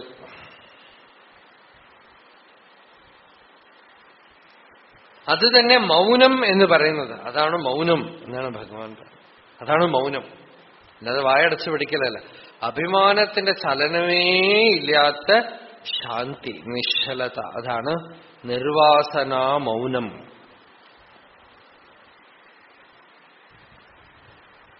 സ്വരൂപം തന്നെ ജഗത്ത്, സ്വരൂപം തന്നെ ഞാൻ, സ്വരൂപം തന്നെ ഈശ്വർ, എല്ലാം ശിവം. ആ സ്വരൂപത്തിൽ തന്നെ ഞാൻ എന്നുള്ള അഹങ്കാരം ഉണ്ടാവുന്നത്, സ്വരൂപത്തിൽ തന്നെ ജഗത്ത് കാണപ്പെടുന്നത്, സ്വരൂപത്തിൽ തന്നെ ഈശ്വരനും കാണപ്പെടുന്നു. ഇതിൽ തന്നെ ജനിക്കണു, ഇതിൽ നിൽക്കണു, ഇതിൽ മറയണു. അതാണ് ഭഗവാന്റെ സ്വരൂപം. അതാണ് വാസ്തവത്തിൽ ഭഗവാൻ. നമ്മൾ ഭാവന ചെയ്യുന്ന ഭഗവാനൊക്കെ മനസ്സടങ്ങിപ്പോയാൽ പോവും അല്ലേ, സുഷുപ്തിയിൽ മറഞ്ഞു പോവും. പക്ഷെ സുഷുപ്തി അവസ്ഥയിലും ഏതൊന്നുണ്ടോ അതാണ് ഭഗവാന്റെ ഉണ്മയായ സ്വരൂപം. സ്ഥിത്യുദ്ഭവ പ്രളയഹേതു അഹേതുരസ്യ യത് സ്വപ്ന ജാഗര സുഷുപ്തിഷു സത് ബഹിഷ്യദേഹേന്ദ്രിയാസു ഹൃദയാനി ചരന്തി യേന സഞ്ജീവിതാനി തദവേഹി പരം നരേന്ദ്ര. സുഷുപ്തിഷു സത്, സ്വപ്ന ജാഗര സുഷുപ്തിഷു. ജാഗ്രത്, സ്വപ്നം, സുഷുപ്തി എല്ലാ അവസ്ഥകളിലും ഉള്ളത് നമ്മളുടെ അസ്തിത്വം, ഇരുപ്പ്, അവബോധം മാത്രമാണ്. ബാക്കിയൊക്കെ വന്നു പോകണം. അതാണ് ഞാൻ എന്നറിഞ്ഞ് അതായിട്ട് ഇരിക്കുക. അത് തന്നെ ശിവം. അത് അറിഞ്ഞവന് ജഗത്തും ഈശ്വരനും ജീവനും ഒന്നും തന്നെ ആ സത്തിൽ നിന്നും, സച്ചിദാനന്ദത്തിൽ നിന്നും അന്യമായിട്ട് ഇല്ല. ഈ പുസ്തകത്തിലെ മുഖ്യമായ ഭാഗം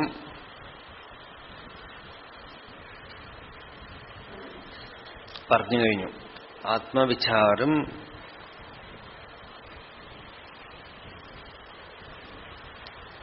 എന്നുള്ള യോഗത്തിനെ പറഞ്ഞു കഴിഞ്ഞു. ഇപ്പൊ ഇത് ചെയ്യാൻ എന്താ ബുദ്ധിമുട്ട്?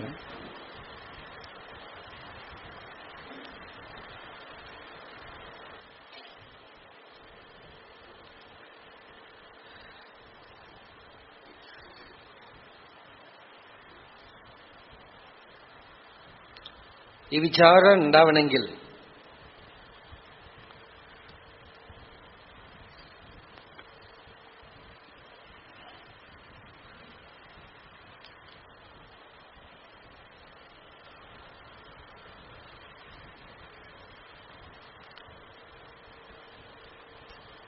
നമ്മളുടെ ശ്രദ്ധ ഹൃദയസ്ഥാനത്തിലേക്ക് പോകണം.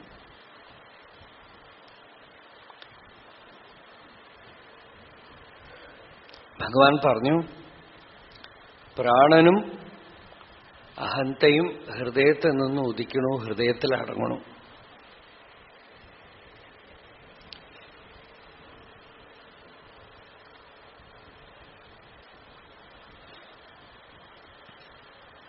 പ്രാണൻ ആണ് മനസ്സായിട്ടും അഹങ്കാരായിട്ടും ശരീരമായിട്ടും ഒക്കെ കാണപ്പെടുന്നത്. പ്രാണന്റെ ഏറ്റവും സൂക്ഷ്മമായ സ്പന്ദനം ആണ് ഈ അഹംവൃത്തി.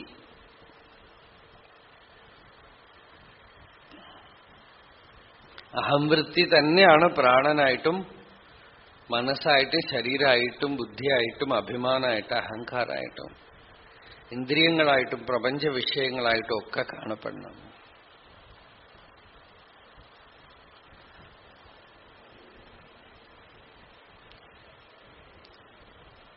ഒരു തലത്തിൽ നിന്ന് അതിനെ മനസ്സെന്ന് വിളിക്കുന്നു, മറ്റൊരു തലത്തിൽ നിന്ന് പ്രാണൻ എന്ന് വിളിക്കുന്നു.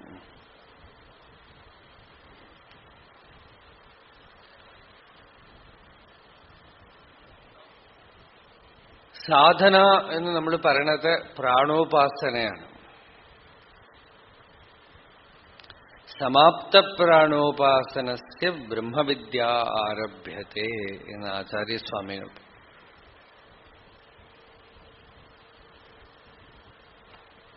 മന്ത്രജപം ചെയ്യണത് പ്രാണോപാസനയാണ്. ഒരു നാമം എങ്ങനെ വിടാതെ ജപിച്ചുകൊണ്ടിരിക്കുന്നു, സ്പന്ദിച്ചുകൊണ്ടേയിരിക്കുന്നു. മനസ്സ് തന്നെ സ്പന്ദനാണല്ലോ. മനസ്സെന്ന് പറഞ്ഞാൽ സ്പന്ദനാണ്. ശരീരത്തിൽ അനുസ്യൂത സ്പന്ദനം നടന്നുകൊണ്ടേയിരിക്കണു. ചിത്തവൃത്തികളൊക്കെ സ്പന്ദനാണ്. അപ്പൊ ഒരു മന്ത്രം അങ്ങനെ സ്പന്ദിക്കുമ്പോ ആ സ്പന്ദനം ക്രമേണ ബാക്കിയുള്ളതിനെയൊക്കെ തന്നിലേക്ക് അടക്കും. ആ സ്പന്ദനം തന്റെ പിറപ്പിടത്തിൽ അടങ്ങുമ്പോ, അഥവാ ആ സ്പന്ദനം തന്നെ മൂലസ്പന്ദനത്തിനോട് ഒന്നാവുകയാണ്.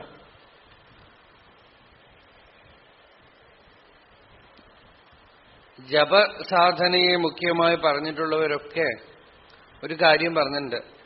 ജപം അവസാനിച്ച് ഉള്ളില് നമ്മൾ ജപിക്കാതെ ഒരു ജപം നടക്കുമെന്നാണ്. അജപാജപം എന്ന് പറയും. നമ്മൾ ജപിക്കണില്ല, പക്ഷെ ജപം നടക്കണോ അവിടെ. ഒരു മൂലസ്പന്ദനം നടന്നുകൊണ്ടേയിരിക്കണം. നമ്മളുടെ കയ്യിലുള്ള ജപമാലയൊക്കെ പോയാൽ ഉള്ളിലൊരു ജപമാല ചുറ്റിക്കൊണ്ടേയിരിക്കും. ജപം നടക്കും. ആ മൂലസ്പന്ദനമാണ് ഭഗവാൻ ഇവിടെ. അഹങ്കാരം അടങ്ങുമ്പോ മറ്റൊന്ന് താൻ താനായി പ്രകാശിക്കണു. അഹമയം കുതോ ഭവതി ചിന്വത ഐപതത്യഹം നിജവിചാരണം അഹമിനാശഭാജി അഹമഹം തയാ സ്ഫുരതി ഹൃസ്വയം പരമപൂർണ സത്. അഹമഹം തയാ സ്ഫുരതി, സ്ഫുരണം എന്നാണ്. സ്ഫൂർത്തി. ആ സ്ഫൂർത്തിയാണ്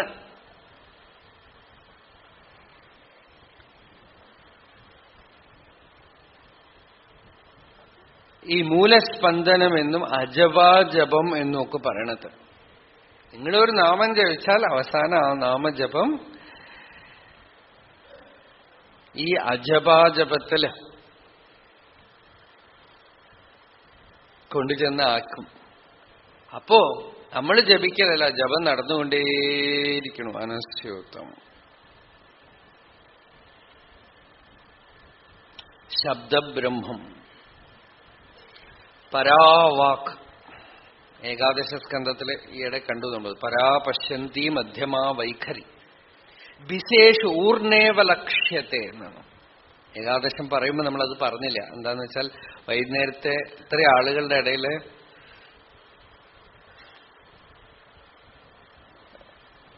പല വിഷയങ്ങളും പറഞ്ഞ് ഫലിപ്പിക്കാൻ പറ്റില്ല. താമര വളയത്തിന്റെ ഉള്ളിലുള്ള ആ ചെറിയ നാര് പോലെ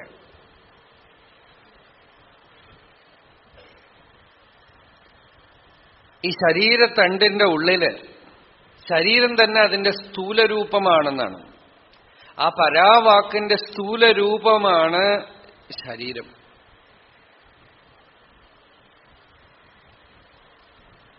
അന്നമയം, പ്രാണമയം, മനോമയം, വിജ്ഞാനമയം, ആനന്ദമയം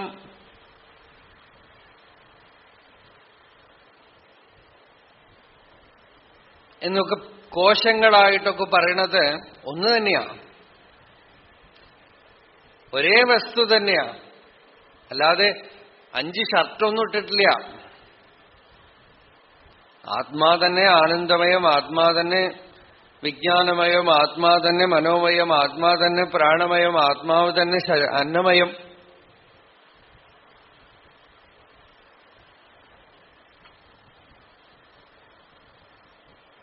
ശ്രദ്ധയുടെ പല തരത്തിലുള്ള സൂക്ഷ്മ മണ്ഡലങ്ങളില്, പല തരത്തിലുള്ള സ്പന്ദനങ്ങളില്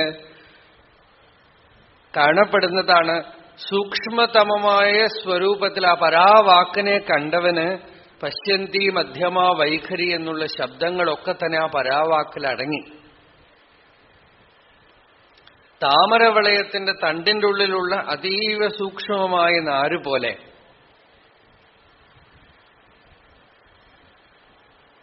നമ്മളുടെ ഏറ്റവും സൂക്ഷ്മതമമായ നമ്മുടെ ഇരുപ്പില്, ഉണർവില് ഈ ധാര, നമ്മളുടെ വ്യക്തിത്വത്തിന്റെ ധാര അല്ലെ, ഏറ്റവും സ്ഥൂലമായ വ്യക്തിത്വത്തിന്റെ രൂപമാണ് നമ്മൾ ശരീരം. കണ്ണാടി നോക്കണു, തല ചെയ്യണു, ഇതിനെക്കുറിച്ച് ആരെങ്കിലുമൊക്കെ പറഞ്ഞാൽ സന്തോഷം തോന്നുന്നു. ആ സന്തോഷം തോന്നാതിരിക്കില്ല. കാരണം നമുക്ക് പ്രിയം നമ്മളുടെ അടുത്ത് മാത്രമേ ഉള്ളൂ. അപ്പൊ നമ്മളുടെ ശരീരത്തിനെ കുറിച്ച് ആരെങ്കിലുമൊക്കെ പറഞ്ഞാൽ സന്തോഷം തോന്നും.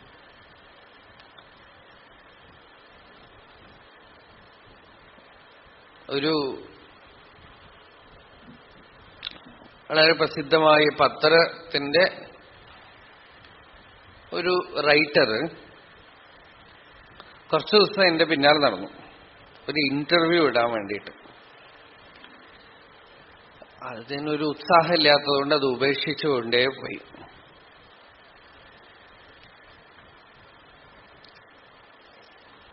അപ്പോ നമ്മുടെ കൂടെയുള്ള ഒരാൾ ചോദിച്ചു,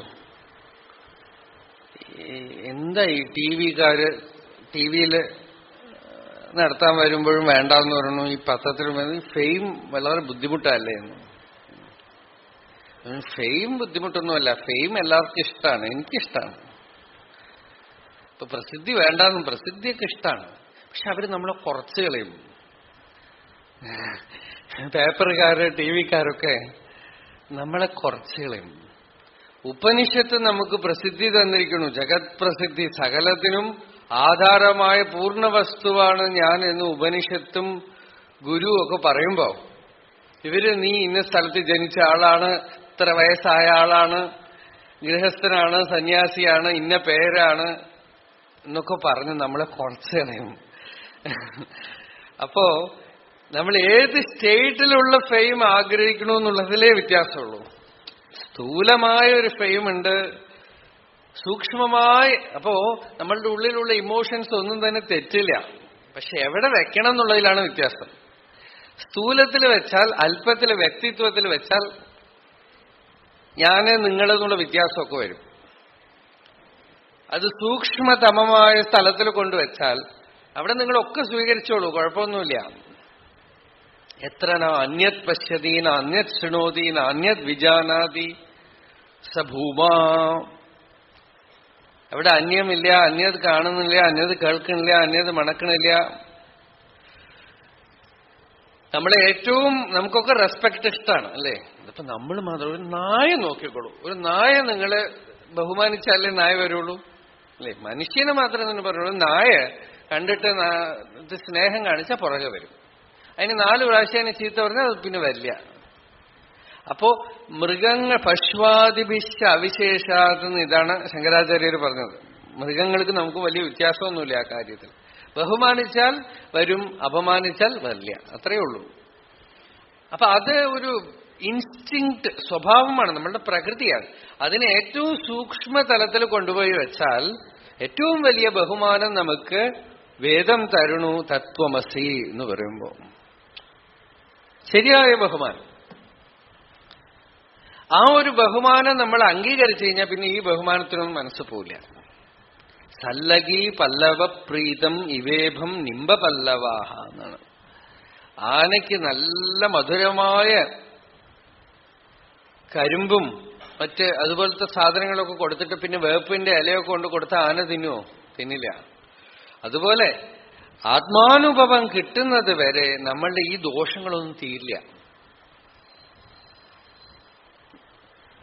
സത്യമായ നമ്മളുടെ വ്യക്തിത്വത്തിന്റെ മൂലം അറിയണവരെ വ്യക്തിത്വത്തിന്റെ സ്ഥൂലത്തിലുള്ള ചില പെർവേർഷൻസ് ഉണ്ടായിക്കൊണ്ടിരിക്കും. ആ പെർവേർഷൻസ് ഒക്കെ ആത്മാനുഭവത്തിന്റെ തന്നെ എക്സ്പ്രഷൻസ് ആണ്. നമ്മളുടെ ഉള്ളിലുള്ള ദൂഷ്യം പോലും നമ്മളുടെ സ്വരൂപത്തിന്റെ എക്സ്പ്രഷൻസ് ആണ്.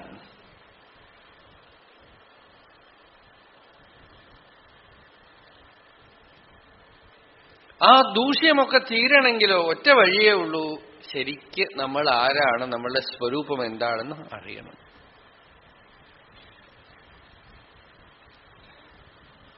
ഒന്നും വേണ്ട വെക്കാൻ പറ്റില്ല. എന്തെങ്കിലും വേണ്ട വെച്ചാൽ മുഴച്ചു നിൽക്കും. നിങ്ങൾ എന്തെങ്കിലും ഉപേക്ഷിച്ചു നോക്കൂ, ആ ഉപേക്ഷിച്ചതിന്റെ ഒരു സംസ്കാരം നിങ്ങളുടെ ഉള്ളിൽ കിടക്കും.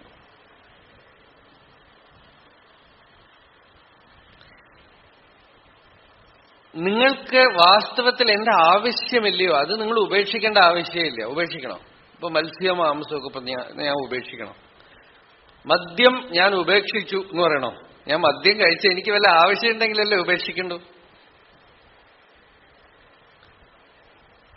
വിഷം ഞാൻ ഉപേക്ഷിക്കുകയാണ് എന്ന് പറയണം.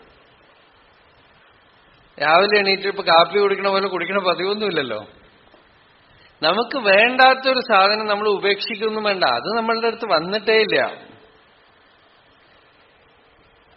ഉപേക്ഷിക്കുമ്പോ തന്നെ അത് നമ്മളുടെ ഉള്ളിലുണ്ട് എന്നർത്ഥമാണ്, നമ്മളുടെ ഉള്ളിൽ ഇരിപ്പുണ്ട് എന്നർത്ഥമാണ്.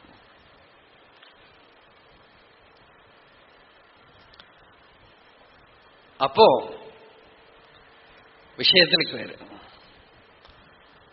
ആത്മവിചാരം എന്ന് പറയണത് നമ്മളുടെ തന്നെ അനുഭവത്തിനെ ആരാഞ്ഞ് അറിയണതാണല്ലോ. അല്ലേ? ആണ് എന്നൊരു സ്റ്റേറ്റ്മെന്റ് പറയണല്ലോ, ആണല്ലോ. നിങ്ങൾ അറിയണ കാര്യമാണ്. നിങ്ങളൊക്കെ ജ്ഞാനികളാണ്.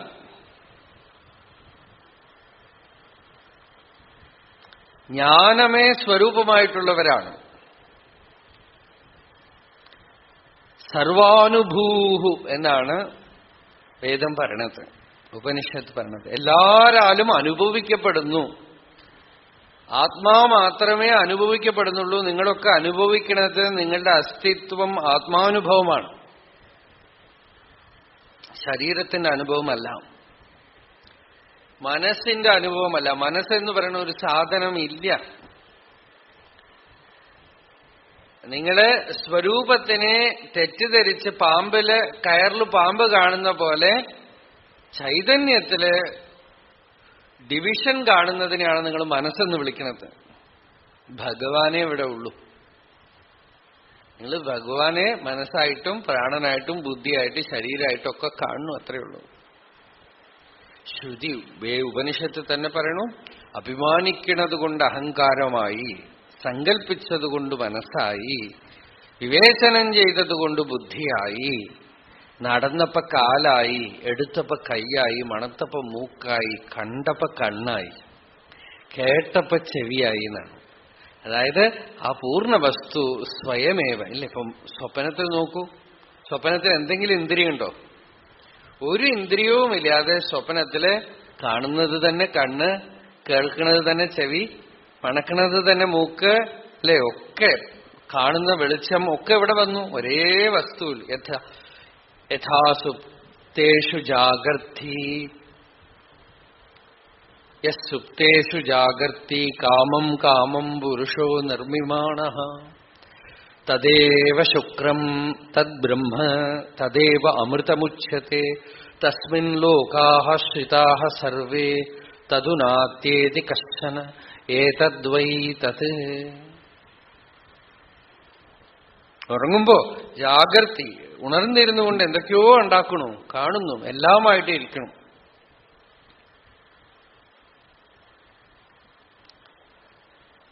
അപ്പൊ നമ്മളുടെ ഇരുപ്പ്, നമ്മളുടെ സ്വരൂപം, ആ സ്വരൂപത്തിനെ അറിയാനുള്ള വഴിയാണ് ഭഗവാൻ ഇവിടെ പറഞ്ഞു. ആത്മവിചാരം അല്ലാതെ വേറെ വഴിയില്ല എന്ന് പറഞ്ഞു. ഞാൻ ആര് എന്നുള്ള വിചാരം, അതാണ് അതിനുള്ള മാർഗം. അഹം വൃത്തി, അഹം സ്ഫൂർത്തി, അഹം ബോധം എന്ന് ഭഗവാൻ 3 വിഷയങ്ങൾ പല സ്ഥലത്തായിട്ട് പറയുന്നുണ്ട്. അഹം വൃത്തി നമുക്ക് അനുഭവമുള്ള കാര്യമാണ് അല്ലെ? ഇപ്പോ ഇവിടെ ഇരിക്കുമ്പോ നിങ്ങളെ ഞാൻ അങ്ങോട്ട് നിന്ദിച്ചാൽ അപ്പൊ അഹം വൃത്തിയുടെ പ്രവർത്തനം കാണും. നിങ്ങൾ ഇവിടുന്ന് എഴുന്നേക്കൂ, പുറത്തു പോകൂ എന്ന് പറഞ്ഞാൽ ഇത്രയും ആളുകളുടെ മുമ്പിൽ നിങ്ങളിൽ ഒരാളെ പിടിച്ച് ഞാൻ എഴുന്നേൽപ്പിച്ചിട്ട് ക്ലിയർ ഔട്ട് എന്ന് പറഞ്ഞാൽ എങ്ങനെ ഉണ്ടാവും?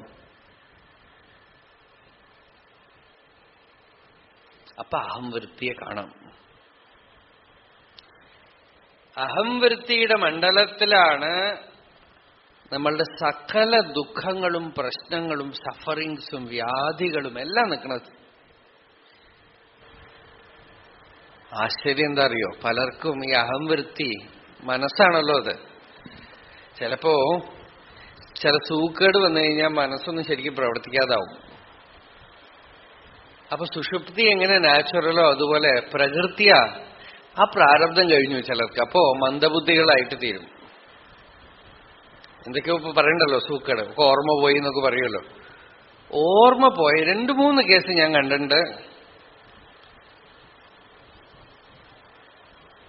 ഓർമ്മ പോയതോടുകൂടെ അവരുടെ ഷുഗർ BP ഒക്കെ പോയി. അമ്മയ്ക്ക് ഉണ്ടായിന്ന് പറഞ്ഞതല്ലേ അല്ലേ? ഓർമ്മ പോയതോടുകൂടെ ഷുഗർ പോയി, BPയും പോയി, ഒരു സൂക്കേടുമില്ല, ക്ലിനിക്കലി പെർഫെക്റ്റായി. എന്തു പറ്റി? അപ്പോഴാ നമുക്കറിയാം നമ്മളുടെ സകല രോഗങ്ങളും മനസ്സിലാണ് ഇരിക്കുന്നത്, ഈ അഹങ്കാരത്തിലാണ് ഇരിക്കുന്നത്. ഇതിനൊക്കെ പല ന്യായീകരണങ്ങളും നമ്മൾ പറഞ്ഞുകൊണ്ടിരിക്കും.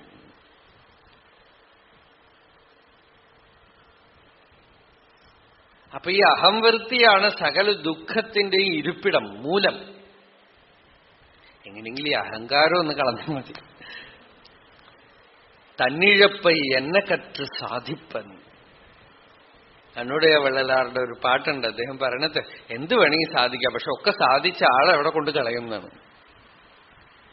സദ്ഗുരുവാം മണ്ണും പെരും ചെയ്യും മതയാനൈ സ്വപ്നത്തെ തോன்றി കേവലമായി തുടിപ്പത്ത് നിൽപ്പതുപോൽ. ഒരു വഴിയേ ഉള്ളൂ. എന്താന്ന് വെച്ചാൽ നേരെ നമ്മളെ കൊണ്ട് ഇല്ലാതാക്കാൻ പറ്റില്ല. പൂർണ്ണമായി ഇല്ലാതായിരിക്കണം ഒരു സന്നിധിയിൽ പോയി അടങ്ങാം. അതിന് നോക്കുമ്പോ ഭക്തിയാണ്. രമണ മഹർഷിയൊക്കെ ചെയ്തത് അതാണ്. ഭഗവാൻ ജ്ഞാനയോഗം പറയണമെങ്കിലും അണ്ണാമലയായി അടിയേനൈ ആണ്ട അன்றേ ആവി ഉടൽ കൊണ്ടായി എനക്കോർ കുറയുണ്ടോ. ഭഗവാന്റെ പതികം.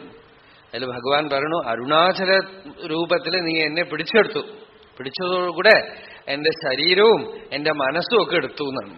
ഇനിയിപ്പോ എനിക്ക് എന്തെങ്കിലും കുറയുണ്ടോ? ഭഗവാൻ ആത്മവിചാരമൊന്നും ചെയ്തിട്ടില്ല. നമ്മളെയാണ് ഈ ആത്മവിചാരം ചെയ്യാൻ പറഞ്ഞ് പറ്റിക്കണത്. പല ആളുകൾ ഞാൻ ആത്മവിചാരം ചെയ്തുകൊണ്ടിരിക്കുകയാണ്. രാവിലെ 1 hour, വൈകുന്നേരം 1 hour. ജീവിതം മുഴുവൻ നിങ്ങളിങ്ങനെ ആത്മവിചാരം ചെയ്തുകൊണ്ടിരിക്കുക. അതൊരു തരം സൂക്കേടായിട്ട് മാറിക്കൊണ്ടിരിക്കുക. നിങ്ങൾക്ക് പലർക്കും അതൊരു രോഗം, മാനോരോഗികളായിട്ട് മാറിയിട്ടുണ്ട്, ആത്മവിചാര രോഗം. ഭഗവാൻ ആത്മവിചാരമൊന്നും ചെയ്തിട്ടില്ല. ഭഗവാൻ അരുണാചലേശ്വരന്റെ അടുത്ത് ചെന്ന് പറഞ്ഞു, അപ്പാവുക്ക് പിള്ളൈ അടക്കം എന്ന് പറഞ്ഞു. കഴിഞ്ഞു. ഉൻ ഇഷ്ടം എന്നിഷ്ടം. ആത്മവിചാരം ചെയ്യണ വരെ അഹങ്കാരം ഉണ്ടാവില്ലേ? പറയൂ. ചെയ്യണ ആളവിടെ ഉണ്ടാവില്ലേ? ഇന്നിപ്പോ പ്രഭാഷണം കഴിച്ചാൽ ഈ സ്വാമി ഇത്ര ദിവസം നമ്മളുടെ അടുത്ത് ആത്മവിചാരം ചെയ്യാൻ പറഞ്ഞ് നമ്മള് ഈ മൈക്ക് വെച്ച് പ്രസംഗിക്കുന്ന ആളുകളെ നിങ്ങൾ വിശ്വസിക്കുകയരുത് കേട്ടോ. ഞങ്ങൾ പലതും പറയും. ഞങ്ങൾക്ക് ഓരോ സമയത്ത് ഓരോന്ന് പറയും. നിങ്ങൾ വിശ്വസിക്കരുത്.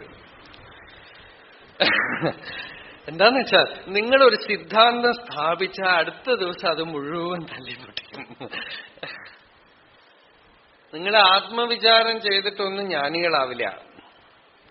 ആത്മവിചാരവും ആത്മവിചാരം ചെയ്യുന്ന ആളെയും ഒക്കെ കൊണ്ടുപോയി ആ സർവേശ്വരന്റെ കാലിൽ കൊണ്ടുപോയി ഇടാം. എന്നിട്ട് ഞാനൊന്നുമല്ല രാമനാരായണ എന്ന് പറയില്ലേ, അതുപോലെ ഭഗവാനെ എനിക്കൊന്നുമില്ല, നാഹം നാഹം ത്വം ത്വം എന്ന് രാമകൃഷ്ണദേവൻ പറയായിരിക്കും.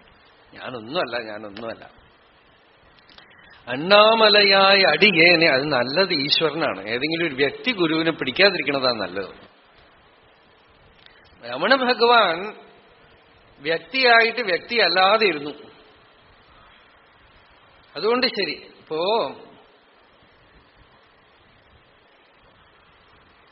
അരുണാചലത്തിന് എത്ര നേരം വേണമെങ്കിലും നിങ്ങൾക്ക് മുമ്പിൽ കിട്ടും. അത് നിർഗുണമാണ്, നിരാകാരമാണ്. അതുകൊണ്ട് അതിന് നിങ്ങളുടെ കുഴപ്പങ്ങളൊന്നും അതിലൊന്നും ആരോപിക്കാൻ പറ്റില്ല. അതുപോലെ അമ്പലത്തിലുള്ള സ്വാമിയിൽ നിങ്ങളൊന്നും ആരോപിക്കാൻ പറ്റില്ല, അല്ലേ? അപൂർണത്വത്തിന്റെ ഒരു മാനിഫെസ്റ്റേഷനാണ്. അപ്പൊ അവിടെ ചെന്നിട്ടൊക്കെ കൊണ്ടുപോയിട്ട് ഇടുക. ഭാവത്തില് നമുക്ക് വഴികാട്ടിയായി ജ്ഞാനമാർഗദർശികയായിട്ടുള്ള നമ്മളുടെ ജ്ഞാനഗുരു ഉണ്ടല്ലോ, ആ ജ്ഞാനഗുരുവിൽ പോലും നമ്മളെ ദക്ഷിണാമൂർത്തിയെ കാണണമെന്നാണ് പറയാ. ശരീര മനസ്സിനെ കണ്ടാൽ നമ്മൾ പൂർണ്ണാവില്ല. ഇപ്പൊ ഞാൻ ഒരാൾ ഇവിടെ ഇരുന്ന് പറയണമെന്ന് വെച്ചോ, നിങ്ങൾ എന്നിൽ ഗുരുവിനെ നിങ്ങൾ ആരോപിച്ചാൽ ഈ ശരീരത്തിനെയും മനസ്സിനെയും കണ്ടാൽ നിങ്ങളും പെടും, ഞാനും പെടും.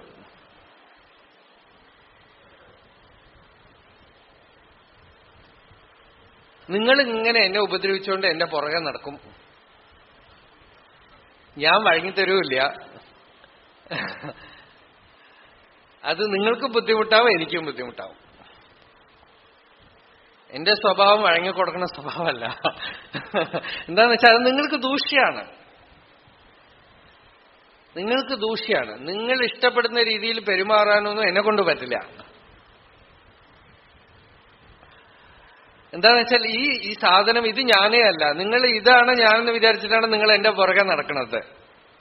ഞാൻ അല്ലാത്ത ഒരു സാധനം, ഞാൻ ഉപേക്ഷിച്ച ഒരു സാധനത്തിന് നിങ്ങൾ ഞാനാണെന്ന് എന്നിൽ ആരോപിക്കാൻ ശ്രമിക്കുകയാണ്. ഭഗവാൻ, രമണ ഭഗവാൻ പലപ്പോഴും പറയും അത്. നമ്മൾ ഒരു പ്രാവശ്യം തത്വമസി എന്ന് പറഞ്ഞാൽ ഭക്തന്മാർ ഒരു 50 പ്രാവശ്യം നമ്മളെ അതത്വമസി എന്ന് പഠിപ്പിക്കും എന്നാണ്.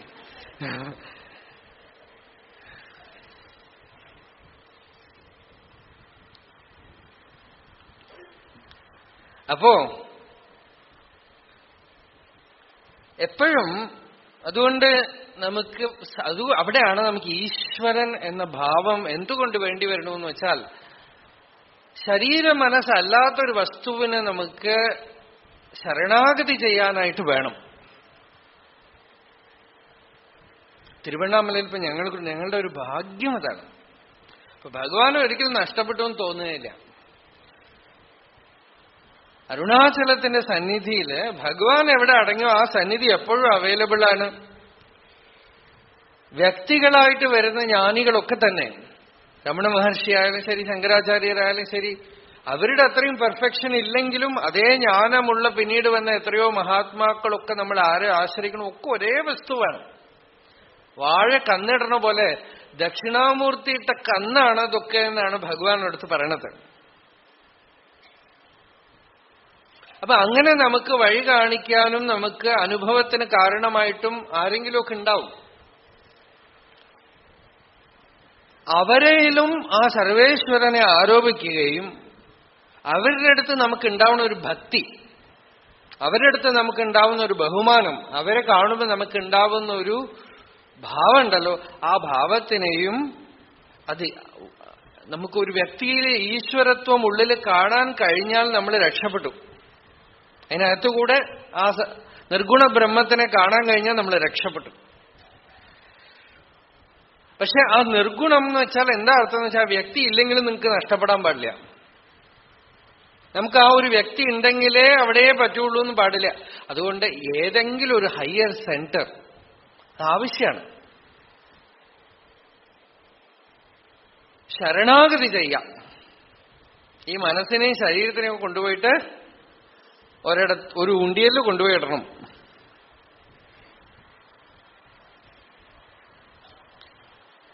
ആ ഉണ്ടിയൽ എവിടെയുണ്ട്? നമ്മളുടെ സോഴ്സ് തന്നെയാണത്. സോഴ്സ് എന്ന് പറഞ്ഞാൽ മൂലം. ആത്മമൂലോ അവതുമാം പരാത്പര, അല്ലെ? ഭാഗവതത്തില് ഗജേന്ദ്ര ഉപാഖ്യാനത്തിൽ ഗജേന്ദ്രൻ പറയുന്നു, സ ആത്മമൂലോ അവതുമാം പരാത്പര. ആ ആത്മമൂലം എന്നാണ് ഭഗവാനെ വിളിക്കുന്നത്, നമ്മളുടെ സോഴ്സ് എന്നാണ്. ആ സർവേശ്വരന് നമ്മളുടെ ശരീരത്തിനെയും മനസ്സിനെയും ഒക്കെ അങ്ങോട്ട് അർപ്പണം ചെയ്യാം. സ്വസ്ഥമായിട്ടിരിക്കുക, സന്തോഷമായിട്ടിരിക്കുക. അല്ലാതെ ആത്മവിചാരം ചെയ്യണമെന്ന് പറഞ്ഞിട്ട് ഇങ്ങനെ ഒരു മഹാബോറായിട്ട്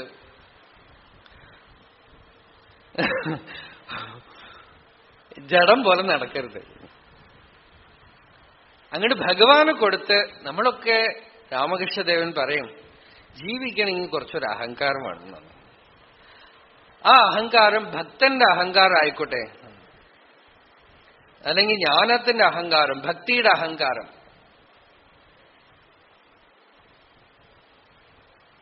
അഭിമാനം, ആ അഭിമാനം എന്താണ്? ഞാൻ യന്ത്രം, ഭഗവാൻ യന്ത്രി. ഞാൻ ദാസൻ, ഭഗവാൻ യജമാനൻ. ഞാൻ ഭക്തൻ, ഭഗവാന് ഞാൻ ശരണാഗതി ചെയ്തു എന്ന് പറഞ്ഞ് ആ ശരണാഗതി ഭാവത്തോടെ ഒന്നും എന്റെ ഇല്ല. ശരിക്കും പറഞ്ഞാൽ ഭക്തിയൊക്കെ ആത്മവിചാരമാണ്. ഭക്തി എന്ന് പറഞ്ഞാൽ, ആത്മവിചാരം എന്ന് പറഞ്ഞാൽ ഭക്തിയാണത്. ഞാൻ എന്നുള്ളത് അല്പം പോലും ഉദിക്കാത്ത അവസ്ഥ എന്ന് ഭഗവാൻ ഇന്നലെ പറഞ്ഞു. അതിനുള്ള വ്യാഖ്യാനമാണ് ഇപ്പൊ പറയണത്. ഈ അഹങ്കാരം ഇഫക്റ്റാണ് മുഖ്യം, നിങ്ങൾക്ക് പാത്തല്ല. നിങ്ങളുടെ ഉള്ളിൽ ഇഫക്റ്റ് വരണമെങ്കിൽ നിങ്ങൾ എങ്ങനെയാണെങ്കിലാണ് നിങ്ങളുടെ അഭിമാനം പോവുകയെന്ന് നോക്കിക്കൊള്ളുക. അത് ഈ ടെക്നിക്ക് മെത്തേഡ് കൊണ്ടൊന്നും പോവില്ല. ഈശ്വര കൃപ, കൃപാസാക്ഷാത്കാരം എന്ന് പറയണത് അതാണ് അവിടെ. ആ ആത്മകൃപ, ഈശ്വര കൃപ എന്ന് പറഞ്ഞാൽ ആത്മാവിൽ നിന്ന് തന്നെ വരുന്ന കൃപയാണ്, ഗ്രേസ് ആണ്. അന്തര്യാമയുടെ തന്നെ കൃപയാണ്. ആ കൃപയ്ക്ക് വഴങ്ങിക്കൊടുത്ത് അതിന് നിങ്ങൾ ഭഗവാൻ എന്ന് വിളിച്ചോളൂ, ശിവൻ എന്ന് വിളിച്ചോളൂ, വിഷ്ണു എന്ന് വിളിച്ചോളൂ, നാരായണൻ എന്ന് വിളിച്ചോളൂ, അരുണാചലേശ്വരൻ എന്ന് വിളിച്ചോളൂ. ശബ്ദത്തെ എന്ന് ഭാഗവതം പറഞ്ഞു. ശബ്ദം മാത്രമേ ഉള്ളൂ എന്നാണ്. വദന്തി തത്വവിദഃ തത്വം യജ്ഞാനമദ്വയം ബ്രഹ്മേതി പരമാത്മേതി ഭഗവാനിതി ശബ്ദത്തെ. ബ്രഹ്മം എന്നും പരമാത്മാവെന്നും ഭഗവാൻ എന്നും പേര് പറഞ്ഞു വിളിക്കണമെന്നല്ലാതെ രണ്ടില്ലാത്തതായ വസ്തു. ഏതൊന്ന് നദി കുമിള കടല് വീണ പോലെ, അല കടല് വീണ പോലെ നിങ്ങളുടെ വ്യക്തിത്വത്തിനെ അഖണ്ഡമായ സർവേശ്വരന് അങ്ങോട്ട് അടക്കി കൊടുക്കാം എപ്പോഴും. എന്നിട്ട് പിന്നെ അഭിമാനത്തിന്റെ ഒരു സിംബ്ലൻസ് ജീവിക്കുമ്പോ ഉണ്ടാവും, വ്യവഹാരം ചെയ്യുമ്പോ ഉണ്ടാവും.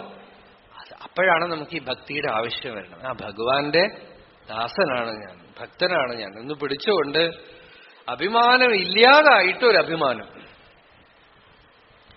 നദി സമുദ്രമായി മാറിയ ശേഷം പിന്നെയും നദിയായിട്ട് ഒഴുകിക്കൊണ്ടിരിക്കണില്ലേ അല്ലേ? സമുദ്രത്തിൽ പോയി ചേർന്ന് കഴിഞ്ഞു, എന്നിട്ടും നദിയുടെ പ്രവാഹം നിന്നിട്ടൊന്നുമില്ല.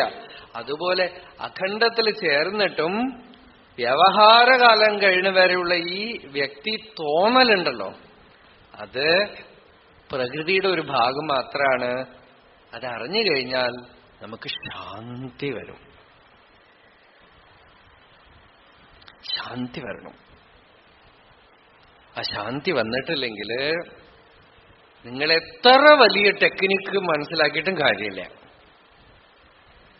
ആ ശാന്തി ഉള്ളിൽ, ആ സമാധാനം ഉള്ളിൽ വന്നിട്ടില്ലെങ്കിൽ ഞാൻ ജ്ഞാനയോഗമേ സ്വീകരിക്കുള്ളൂ, ഭക്തിയില്ല, അല്ലെങ്കിൽ ഭക്തിയേ ഉള്ളൂ ജ്ഞാനമില്ല എന്നൊക്കെ വെറുതെ അതിന്റെ പേരിൽ രാഗദ്വേഷം വളർത്താമെന്നല്ലാതെ ഇഫക്റ്റിൽ ഒന്നും കാണില്ല.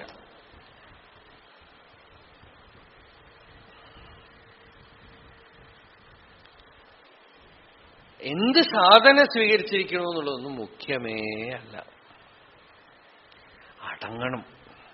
ഇന്നലെ പറഞ്ഞില്ലേ, അടക്കിയിരുന്നാൽ എവിടെ വേണമെങ്കിയിരിക്കാന്ന്. ഭഗവാന്റെ പാർഷദന്മാരില് ഞാൻ കുറച്ച് പരിചയപ്പെട്ടിട്ടുള്ളത് കുഞ്ചസ്വാമിയാണ്. കുഞ്ചസ്വാമി വ്യവഹരിക്കുന്നത് കാണുന്നത് തന്നെ ഒരു ഭംഗിയാണ്. പലതും അദ്ദേഹം മോസ്റ്റ് നോൺ കോൺട്രവേഴ്സ്യൽ ആയിരുന്നു ഭഗവാന്റെ പാർഷദന്മാരിലെ എല്ലാവരിലും. ഒരു പ്രശ്നത്തിനും പോവില്ല. ഈ അഭിമാനം ഇല്ലാത്ത ആളെ എങ്ങനെ വ്യവഹാരത്തിലിരിക്കുന്നു കാണാനാണ്. ഒരു പ്രശ്നത്തിനും പോവില്ല, ഒന്നിലും ഒരു അഭിപ്രായവുമില്ല, ഒന്നുമില്ല. അദ്ദേഹം പഴയ കാലത്തെ കണക്ക് വെച്ച് നോക്കിയാൽ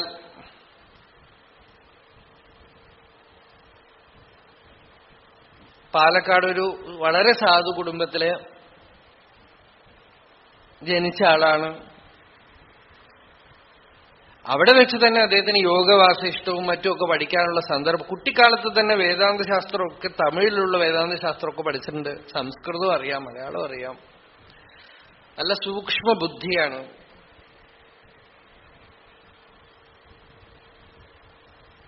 വ്യവഹാരത്തിൽ നല്ല ഇന്റലിജൻസ് ആണ്. പക്ഷെ ഒരിക്കല് ഒരു യുവാവ് വന്നിട്ട് ആശ്രമത്തിലുള്ള ഒരു മാനേജിങ് ഓഫീസിലുള്ള ഒരാളുടെ അടുത്ത് ഒരുപാട് വാദം നടത്തി. നിങ്ങൾ വെറുതെ ഈ ആത്മവിചാരം അത് ഇതെന്നൊക്കെ പറഞ്ഞുകൊണ്ട് സമയം കളയാണ്, സമൂഹത്തിലുള്ള പ്രശ്നങ്ങളൊക്കെ ഇതുകൊണ്ടൊക്കെ തീരുമോ, എന്തൊക്കെയോ പറഞ്ഞു. അവസാനം ഈ ആളോട് വാദിക്കാൻ പറ്റാതായപ്പോ ഈ ഓഫീസിലുള്ള ആള് ഈ പയ്യനെ കുഞ്ചസ്വാമിയുടെ അടുത്ത് കൂട്ടിക്കൊണ്ടുപോയി. സ്വാമി, എനിക്ക് സമയമില്ല, ഒന്ന് ഇതിന്റെ അടുത്തൊന്ന് വർത്തമാനം പറയാം, എന്നെ കൊണ്ട് വയ്യാന്നു വരാൻ പറയും. എപ്പോ വിളിച്ചാലും അദ്ദേഹത്തിന് കുഴപ്പമൊന്നുമില്ല. അപ്പോ ഇയാള് കുഞ്ചസ്വാമിയുടെ അടുത്ത് ചോദിച്ചു, എന്താ സ്വാമി ഇവരൊക്കെ ഈ ഭക്തി, ജ്ഞാനം, ആത്മവിചാരം എന്നൊക്കെ നിങ്ങളിങ്ങനെ പറഞ്ഞുകൊണ്ടിരുന്നാ മതിയോ? ലോകത്തില് എത്ര പ്രശ്നങ്ങളാണ്.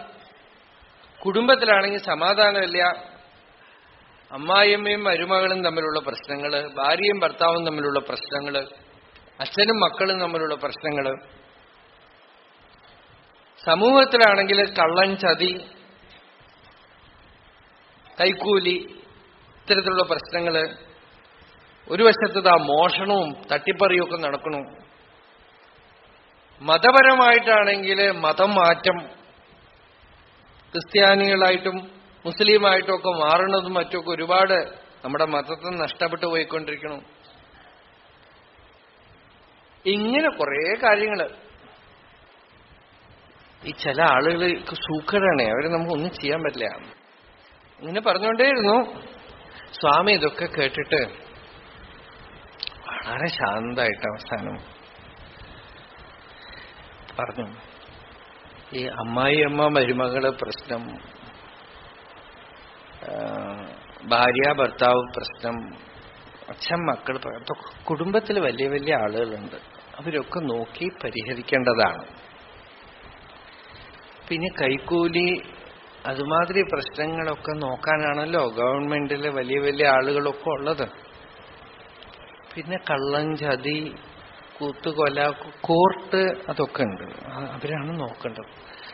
പിന്നെ ഈ മതപരിവർത്തനം എന്നൊക്കെ പറഞ്ഞാൽ മഠാധിപതികൾ, വലിയ വലിയ ആളുകൾ, ശങ്കരാചാര്യന്മാര്, അവരൊക്കെ ഉണ്ട്, അവരൊക്കെയാണ് ഇതൊക്കെ നോക്കി ചെയ്യേണ്ടത്. പിന്നെ കള്ളന്മാരൊക്കെ ആണെങ്കിൽ പോലീസ്, അവരൊക്കെ. ഞാൻ എന്ത് ചെയ്യാനാണ് ഈ പൈസൊന്നും പറയാൻ പറ്റില്ല. ഞാൻ എന്ത് ചെയ്യുന്നത്? അപ്പൊ ഇയാള് മിണ്ടാണ്ട് പോയി.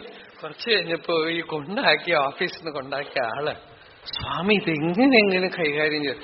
അത് ഭഗവാൻ പറഞ്ഞിട്ടുണ്ട്, ഈ ആക്രമിക്കാൻ വരുന്നവരുടെ മുമ്പിൽ കിടന്നു കളയുന്നതാണ്, എണീക്കാൻ പാടില്ല. നിന്നാലേ അവർക്ക് വല്ലതും ചെയ്യാൻ, നിൽക്കാനേ പാടില്ല എന്നാണ്, കിടന്നു കളയാന്നാണ്, എണീക്കാനേ പാടില്ല. അഭിമാനം ഉദിച്ചാലല്ലേ ആക്രമിക്കാനുള്ളൂ. അഭിമാനമേ ഉദിക്കാനില്ലെങ്കിൽ, ഒന്നിനോടും ഒരു അഭിമാനം ഇല്ലെങ്കിൽ, ആരോടും ചണ്ട കൂടാനില്ലെങ്കിൽ, ഒരാളോടും വിരോധം, അതാണ് അദ്വൈതം. അദ്വൈതം എന്ന് വെച്ചാൽ ഒരു സിദ്ധാന്തം. ഞങ്ങൾ അദ്വൈതികളാണെന്ന് പറയാനേ പറ്റില്ല. സ്വസിദ്ധാന്ത വ്യവസ്ഥാസു ദ്വൈതിനോ നിശ്ചിത ദൃഢം പരസ്പരം വിരുദ്ധ്യന്തേ തൈരയം ന വിരുദ്ധ്യത്തെ. ആരോടും വിരോധമില്ല ഞങ്ങൾക്ക് എന്നാണ്. ഒരാളോടും വിരോധമില്ല, ഒരു സിദ്ധാന്തത്തിനോടും വിരോധമില്ല. എല്ലാ സിദ്ധാന്തവും ഞങ്ങളാണ്, പിന്നെ എങ്ങനെ വിരോധിക്കും? എല്ലാവരും ഞങ്ങളാണ്, പിന്നെ എങ്ങനെ വിരോധിക്കും? അപ്പൊ അഭിമാനം ഉദിച്ചിട്ടില്ലെങ്കിൽ അദ്വൈതിയായി.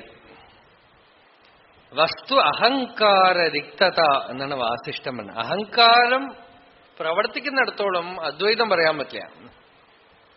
അഭിമാനം ഉണ്ടെങ്കിൽ ഡിവിഷൻ ഉണ്ടാവും, ദ്വൈതം ഉണ്ടാവും. ഞാനുണ്ടെങ്കിൽ നീ അവനുണ്ടാവും, ഞാൻ ഇല്ലെങ്കിൽ നീ അവനുണ്ടാവില്ല. അതുപോലെ നീ ഒരു വ്യക്തിയെ കാണണമെങ്കിൽ ഞാൻ ഉണ്ടാവണം. നീ ഇനിയും നേടിയിട്ടില്ല എന്ന് പറയുന്ന ആള് ജ്ഞാനി ആയിരിക്കാനേ പറ്റില്ല. നിങ്ങളൊന്നും ഇനിയും ജ്ഞാനം നേടിയിട്ടില്ല ഞാൻ പറയുകയാണെങ്കിൽ ഫസ്റ്റ് അജ്ഞാനി ഞാനാണ്.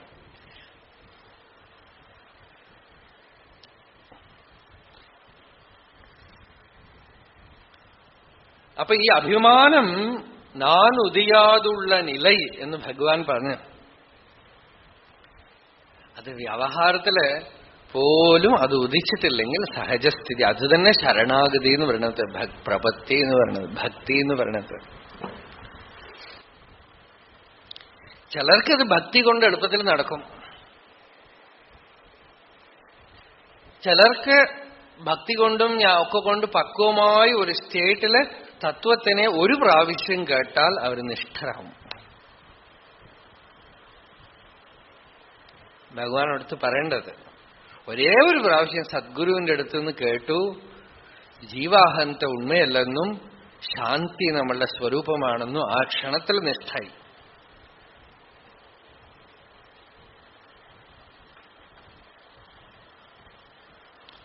നമുക്കൊന്നും ഒരു കുറയുമില്ല, ഒരു കുറവുമില്ല. കുറവുണ്ടെങ്കിൽ നീക്കാനും പറ്റില്ല.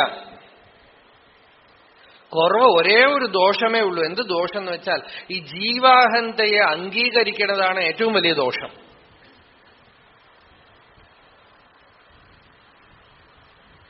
അതിനെ അംഗീകരിച്ച് ഇതാവണം അതാവണം മാറ്റണം മറിക്കണം എന്നൊക്കെ ചിന്തിക്കുമ്പോ, പറയുമ്പോ, കേൾക്കുമ്പോ നമ്മള് പരിമിതികളെ ആരോപണം ചെയ്യുമ്പോൾ നമ്മൾ സത്യസ്വരൂപികളായതുകൊണ്ട് നമ്മൾ എന്തൊക്കെ ആരോപണം ചെയ്യണോ അതൊക്കെ നമ്മൾ അംഗീകരിക്കണ വരെ നിൽക്കും.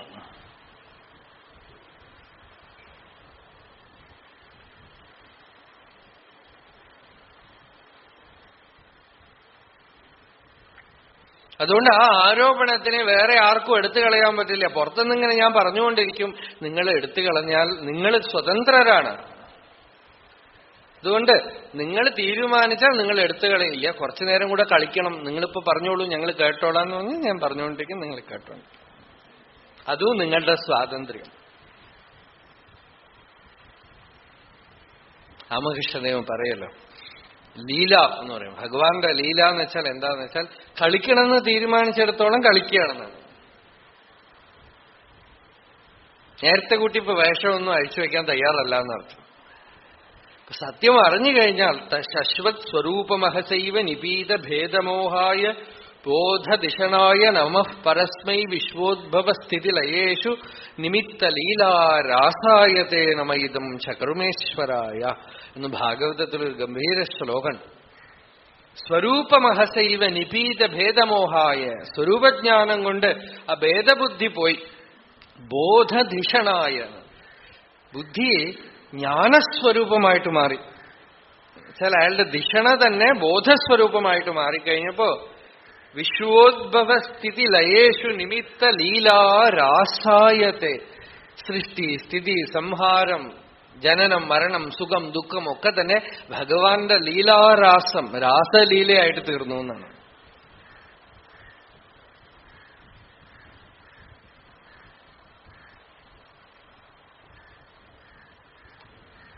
ഇതൊക്കെ നമ്മൾ പറഞ്ഞാലും തിരിച്ച് സംസാരത്തിൽ പോകുമ്പോൾ ഉള്ള ദുഃഖം ഉണ്ടാവുമ്പോൾ അതൊക്കെ മറന്നുപോകും.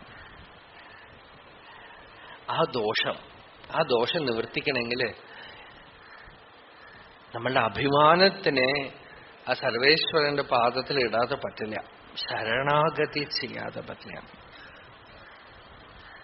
ഒരു ഇമോഷണൽ സറണ്ടർ അല്ല, ഫാക്ച്വൽ ആയിട്ട് ഒന്നും ഒരു കംപ്ലൈന്റും പറയാൻ പാടില്ല. പിന്നെ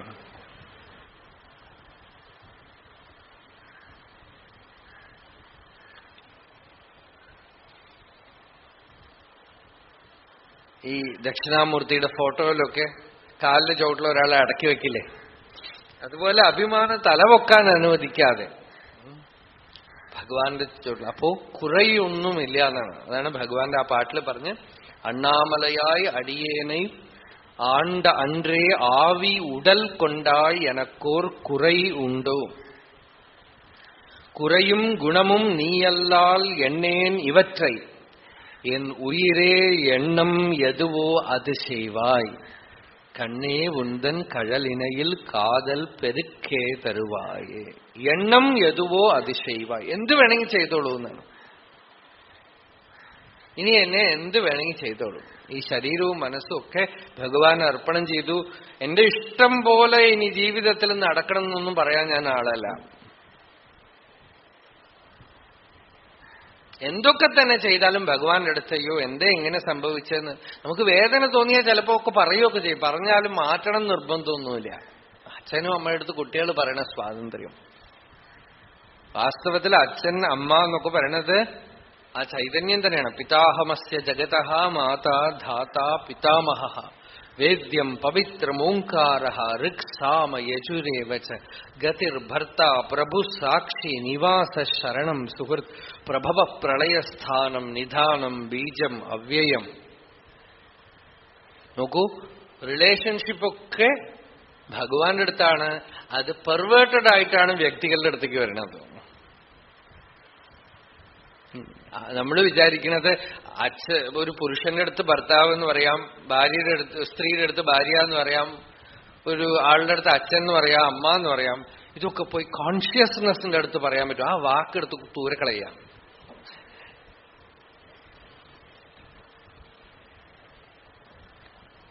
ചൈതന്യം എന്ന് പറയണത് സർവഭാവങ്ങളും അഗ്നിയിൽ സ്ഫുലിംഗം പോലെ അതിന്നുണ്ടായിട്ടാണ് നമ്മൾ മനസ്സിലാക്കിയിരിക്കുന്നത്. എന്നിട്ട് തിരിച്ച് അതിനെ കൊടുക്കാൻ പറ്റില്ല എന്ന് പറഞ്ഞാൽ അമ്മയും അപ്പനും ആയനെ. നോക്കൂ, ഇതിനു മേലെ ഒരു ജ്ഞാനി പറയാനില്ല. പൂർണ്ണ ബ്രഹ്മനിഷ്ഠനും ജ്ഞാനിയും ജ്ഞാനമയോഗത്തിൽ ഇപ്പൊ എന്തൊക്കെ വാക്കുകൾ നമ്മൾ ഉപയോഗിക്കണോ അതൊക്കെ കൊണ്ടുവന്ന രമണ ഭഗവാൻ പറയാണ്, അമ്മയും അപ്പനുമായനെയാക്കി അളിത്ത് ഭൂമിയിൽ யான் மகிமாயை ஆழ்ந்து யான் ஆழ்ந்திடும் முன் என் மனம் மன்னி இழுத்து உன் பதத்தில் இருத்தினையால் சின்மயனாம் அருணாச்சല നിൻ അരുൾ ചിത്രമെന്നെ. ഭഗവാൻ പറയാണ്, ഞാൻ ഒരു സാധനയും ചെയ്തില്ലപ്പ. ഏതോ ഒരു മഹാശക്തി അമ്മയും അച്ഛനും ഒക്കെ ആയിട്ട് കൂടെ ഉണ്ടായിരുന്നു എന്നാണ്. ഈ ശരീരം ജനിച്ച അമ്മയുടെ അച്ഛന്റെ ഉള്ളിലൊക്കെ ആ മാതൃഭാവം പിതൃഭാവം ഒക്കെ ഏത് ശക്തിയാണോ മാനിഫെസ്റ്റ് ആയത്, ആ ശക്തിയിൽ മാതൃത്വവും പിതൃത്വം ഒന്നുമില്ലേ?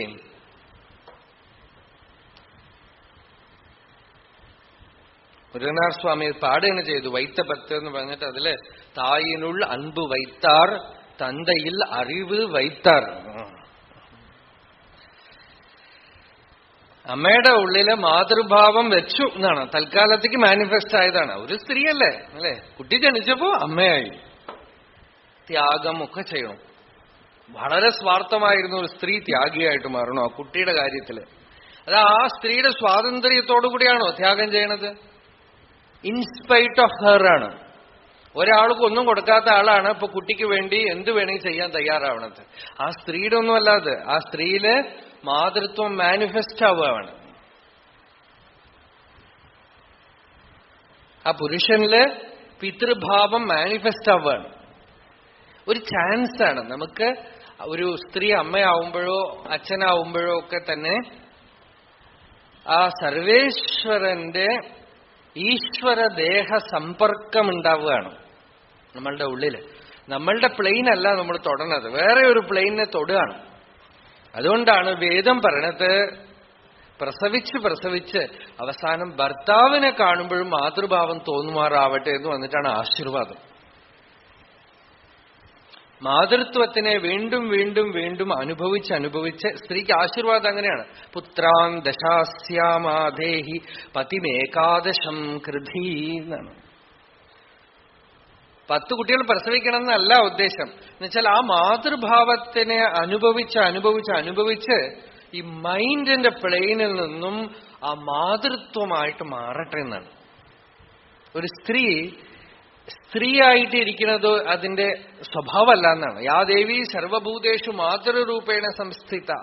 മാതൃത്വം വന്നു കഴിഞ്ഞാൽ നമുക്ക് മാതൃത്വം വന്ന സ്ത്രീകളെ കണ്ട് സ്ത്രീയും തോന്നാറുണ്ടോ? എത്ര വയസ്സായ എങ്ങനെയുള്ളവർക്കും അവരെ കാണുമ്പോ അമ്മ എന്ന് തോന്നി. അമ്മ ഒരു സ്ത്രീയല്ല. അവര് സ്ത്രീ ആയിരിക്കുന്നിടത്തോളം പരിമിതിയുണ്ട് അല്ലേ? അവർക്കും പരിമിതിയുണ്ട്, നമുക്കും പരിമിതിയുണ്ട്. അപരിമിതത്വം ഈശ്വരന്റെ ഈശ്വരത്വമാണ് കുറച്ചു നേരത്തേക്ക് അവരിൽ മാനിഫെസ്റ്റ് ആവണത്. പക്ഷേ അത് കുറച്ചു നേരത്തേക്ക് നിന്നിട്ട് പിന്നെയും പോവും അല്ലേ? ആളുകൾക്ക് സ്ത്രീത്വമാണ് ഇപ്പൊ വേണ്ടത്, മാതൃത്വമോ പിതൃത്വമോ അല്ല. സ്ത്രീയോ പുരുഷനോ ആയിട്ടിരിക്കാനാണ് ആഗ്രഹം. അത് പ്രകൃതിയും പുരുഷനുമായിട്ടിരിക്കുക.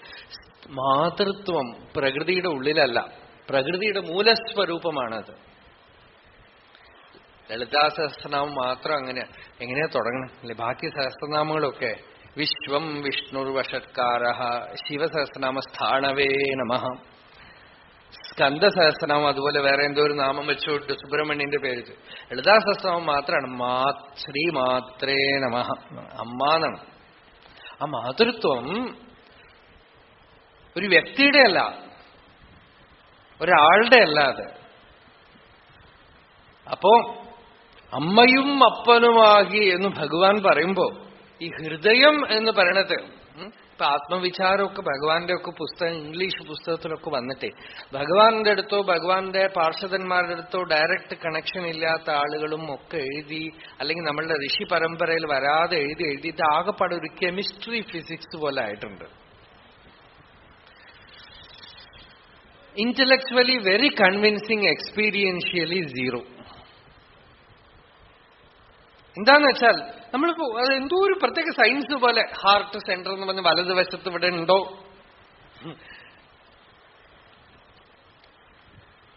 എന്തൊക്കെയോ ചോദിക്കുകയാണ്.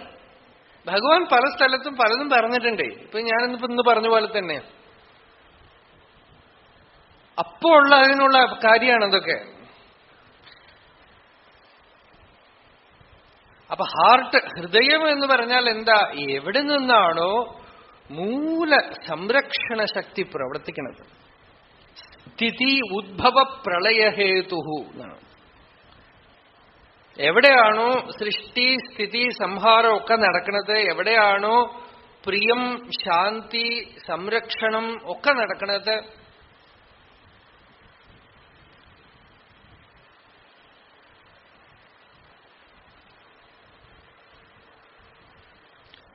ആ മൂലവസ്തു അതിന് നമ്മളെ വഴങ്ങി അങ്ങനെ അറിയുമ്പോഴേ ശരണാഗതി ചെയ്യാൻ പറ്റുള്ളൂ, അല്ലേ?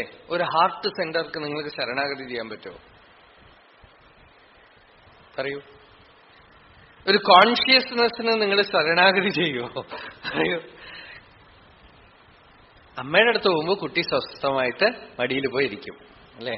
അച്ഛൻ്റെ അടുത്ത് പോകുമ്പോൾ കുട്ടി സ്വസ്ഥമായിട്ട് മടിയിൽ പോയിരിക്കും. എന്താന്ന് വെച്ചാൽ അത് നമുക്ക് അറിയണം. U experience it. സദ്ഗുരുവിന്റെ അടുത്ത് പോകുമ്പോ സ്വസ്ഥമായിട്ടും. അപ്പോ ഈ സദ്ഗുരു, അച്ഛൻ, അമ്മ നമ്മൾക്ക് എല്ലാവിധത്തിലും താങ്ങും തണലുമായിട്ട് നിൽക്കുന്ന ആ പരമപദം, എല്ലാവിധത്തിലും നമ്മളെ പിടിച്ചിരിക്കുന്ന ആ പരമപദം, അത് മനസ്സൊന്നുമല്ല, അത് ഇന്ദ്രിയങ്ങളോ ശരീരമോ ഒന്നുമല്ല, അതാണ് വാസ്തവം.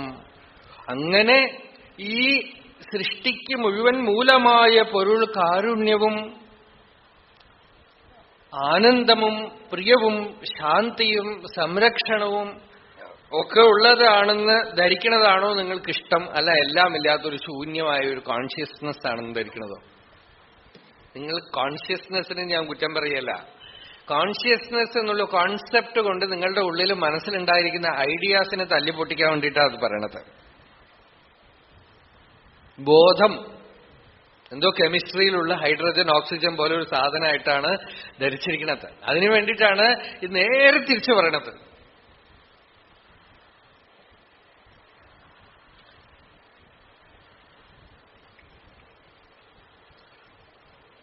ഒരു കോൺസെപ്റ്റ്, ഒരു സിദ്ധാന്തം വെച്ചുകൊണ്ട് നിങ്ങൾക്ക് ജീവിക്കാനൊന്നും പറ്റില്ല. സർവേശ്വരന് ശരണാഗതി ചെയ്യാം. രമണ ഭഗവാൻ മധുരയിൽ നിന്ന് പുറപ്പെട്ടു പോകുമ്പോൾ ഞാൻ എന്റെ അച്ഛന്റെ അടുത്തേക്ക് പോകണമെന്ന് പറഞ്ഞിട്ട് എഴുതിയിട്ടാ പോയത്. ഞാൻ കോൺഷ്യസ്നെസിന്റെ അടുത്തേക്ക് പോകണമെന്ന് പറഞ്ഞിട്ടല്ല. ഞാൻ ബ്രഹ്മത്തിന്റെ അടുത്തേക്ക് പോകണമെന്ന് പറഞ്ഞിട്ടല്ല. ഭഗവാൻ തന്നെ പറയണേ, എനിക്ക് ബ്രഹ്മം ആത്മാവ് ഒന്നും അറിയില്ല. ഇവിടെ ഉള്ളവർ പറഞ്ഞിട്ടാണ് അറിഞ്ഞത്. പിന്നീടാണ് ഓ ഇതാണ് ബ്രഹ്മം എന്ന് അറിഞ്ഞതെന്നാണ്.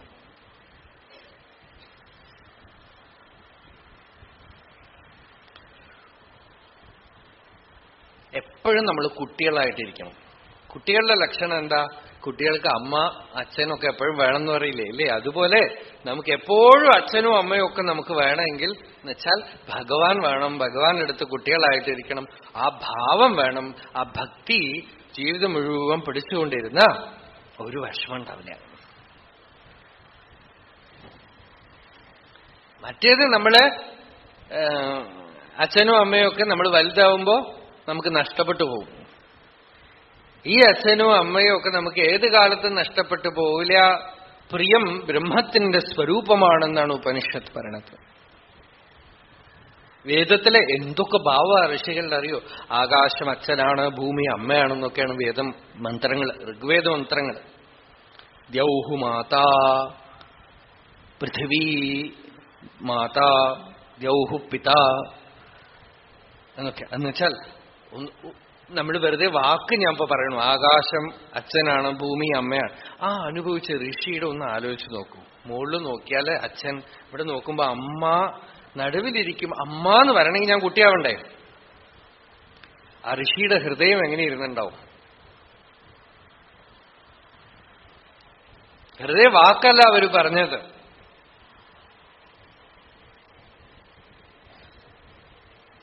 അരുണാചലേശ്വരനെ ഭഗവാൻ തന്റെ അച്ഛനായിട്ട് തന്നെ വെച്ചോണ്ടിരുന്നു. അണ്ണാമലയാർ പ്രദക്ഷിണം കൊണ്ടുപോകുമ്പോ ദീപം കൊണ്ടുവന്ന അവസാന കാലത്ത് സൂര്യനാഗമൊക്കെ എഴുതിയതൊക്കെ 1940s ആ ലെറ്റേഴ്സ് അപ്പൊ ഇവിടെ ഉണ്ടല്ലോ. എന്താണ് രമണാശ്രമത്തിൽ നിന്നുള്ള കത്തുകൾ. അത് ഫസ്റ്റ് ചാപ്റ്റർ വായിച്ചു നോക്കൂ. അരുണാചലേശ്വര പ്രദക്ഷിണം കൊണ്ടുപോണതാണ് കാർത്തിക ദീപത്തിന്. ആ ദീപം കൊണ്ടുവരുമ്പോ ഭഗവാൻ അത് തൊട്ടിട്ട് അപ്പാവുക്ക് പിള്ളை അടക്കം പറയുന്നു.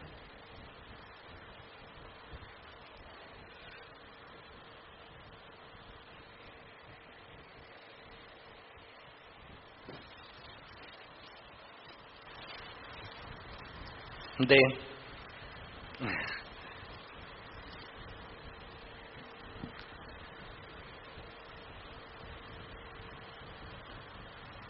ചിലപ്പോ ഇന്ന് വൈകുന്നേരത്തെ പ്രഭാഷണം വേറെ വിധത്തിലായിരിക്കും. നിങ്ങൾ ഇതൊന്നും സിദ്ധാന്തം വെച്ചോണ്ട് വന്നൊക്കെ ഞാൻ പൊളിച്ച് കൈതരാം.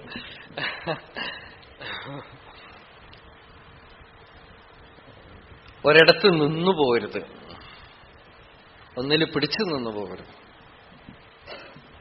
അനുഭവത്തിൽ മാത്രമേ നിൽക്കാൻ പാടുള്ളൂ. സിദ്ധാന്തത്തില്, കോൺസെപ്റ്റില്, പുസ്തകത്തില്, ആശയങ്ങളില് ഒന്നിലും നിൽക്കാൻ പാടില്ല. അനുഭവത്തിൽ നിൽക്കണം. ആ അനുഭവമോ പൂർണ്ണമാണ്. അതിന് ആ പൂർണ്ണത്വത്തിന് പരിമിതിയില്ലാത്ത പൂർണ്ണം. ജ്ഞാനേന ആകാശകൽപ്പേന യോ ധർമാൻ ഗഗനോപമാൻ ജ്ഞേയാഭിന്നേന സമ്പുദ്ധ തം വന്ദേ ദ്വിപദാം വരം എന്നാണ് ഗൗഡപാദാചാര്യർ പറഞ്ഞത്. ഒരു ജ്ഞാനമെന്ന് വെച്ചാൽ, ഇപ്പൊ നിങ്ങളെ ഞാൻ അറിയുന്നു എന്ന് വെച്ചാൽ നിങ്ങളുടെ ആകാരം കൊണ്ട് നിൽക്കും എന്റെ മനസ്സ്. ഈ ജ്ഞാനമോ ആകാശകൽപ്പേന എന്നാണ്. ആകാശം അറിയണമെങ്കിൽ ആകാശം തന്നെ ആവണ്ടേ മനസ്സ്, അല്ലേ?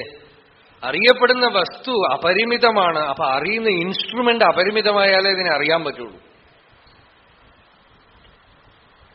അറിയപ്പെടുന്ന വസ്തുക്കളൊക്കെ തന്നെ ഗഗനോപമാൻ എന്നാണ്.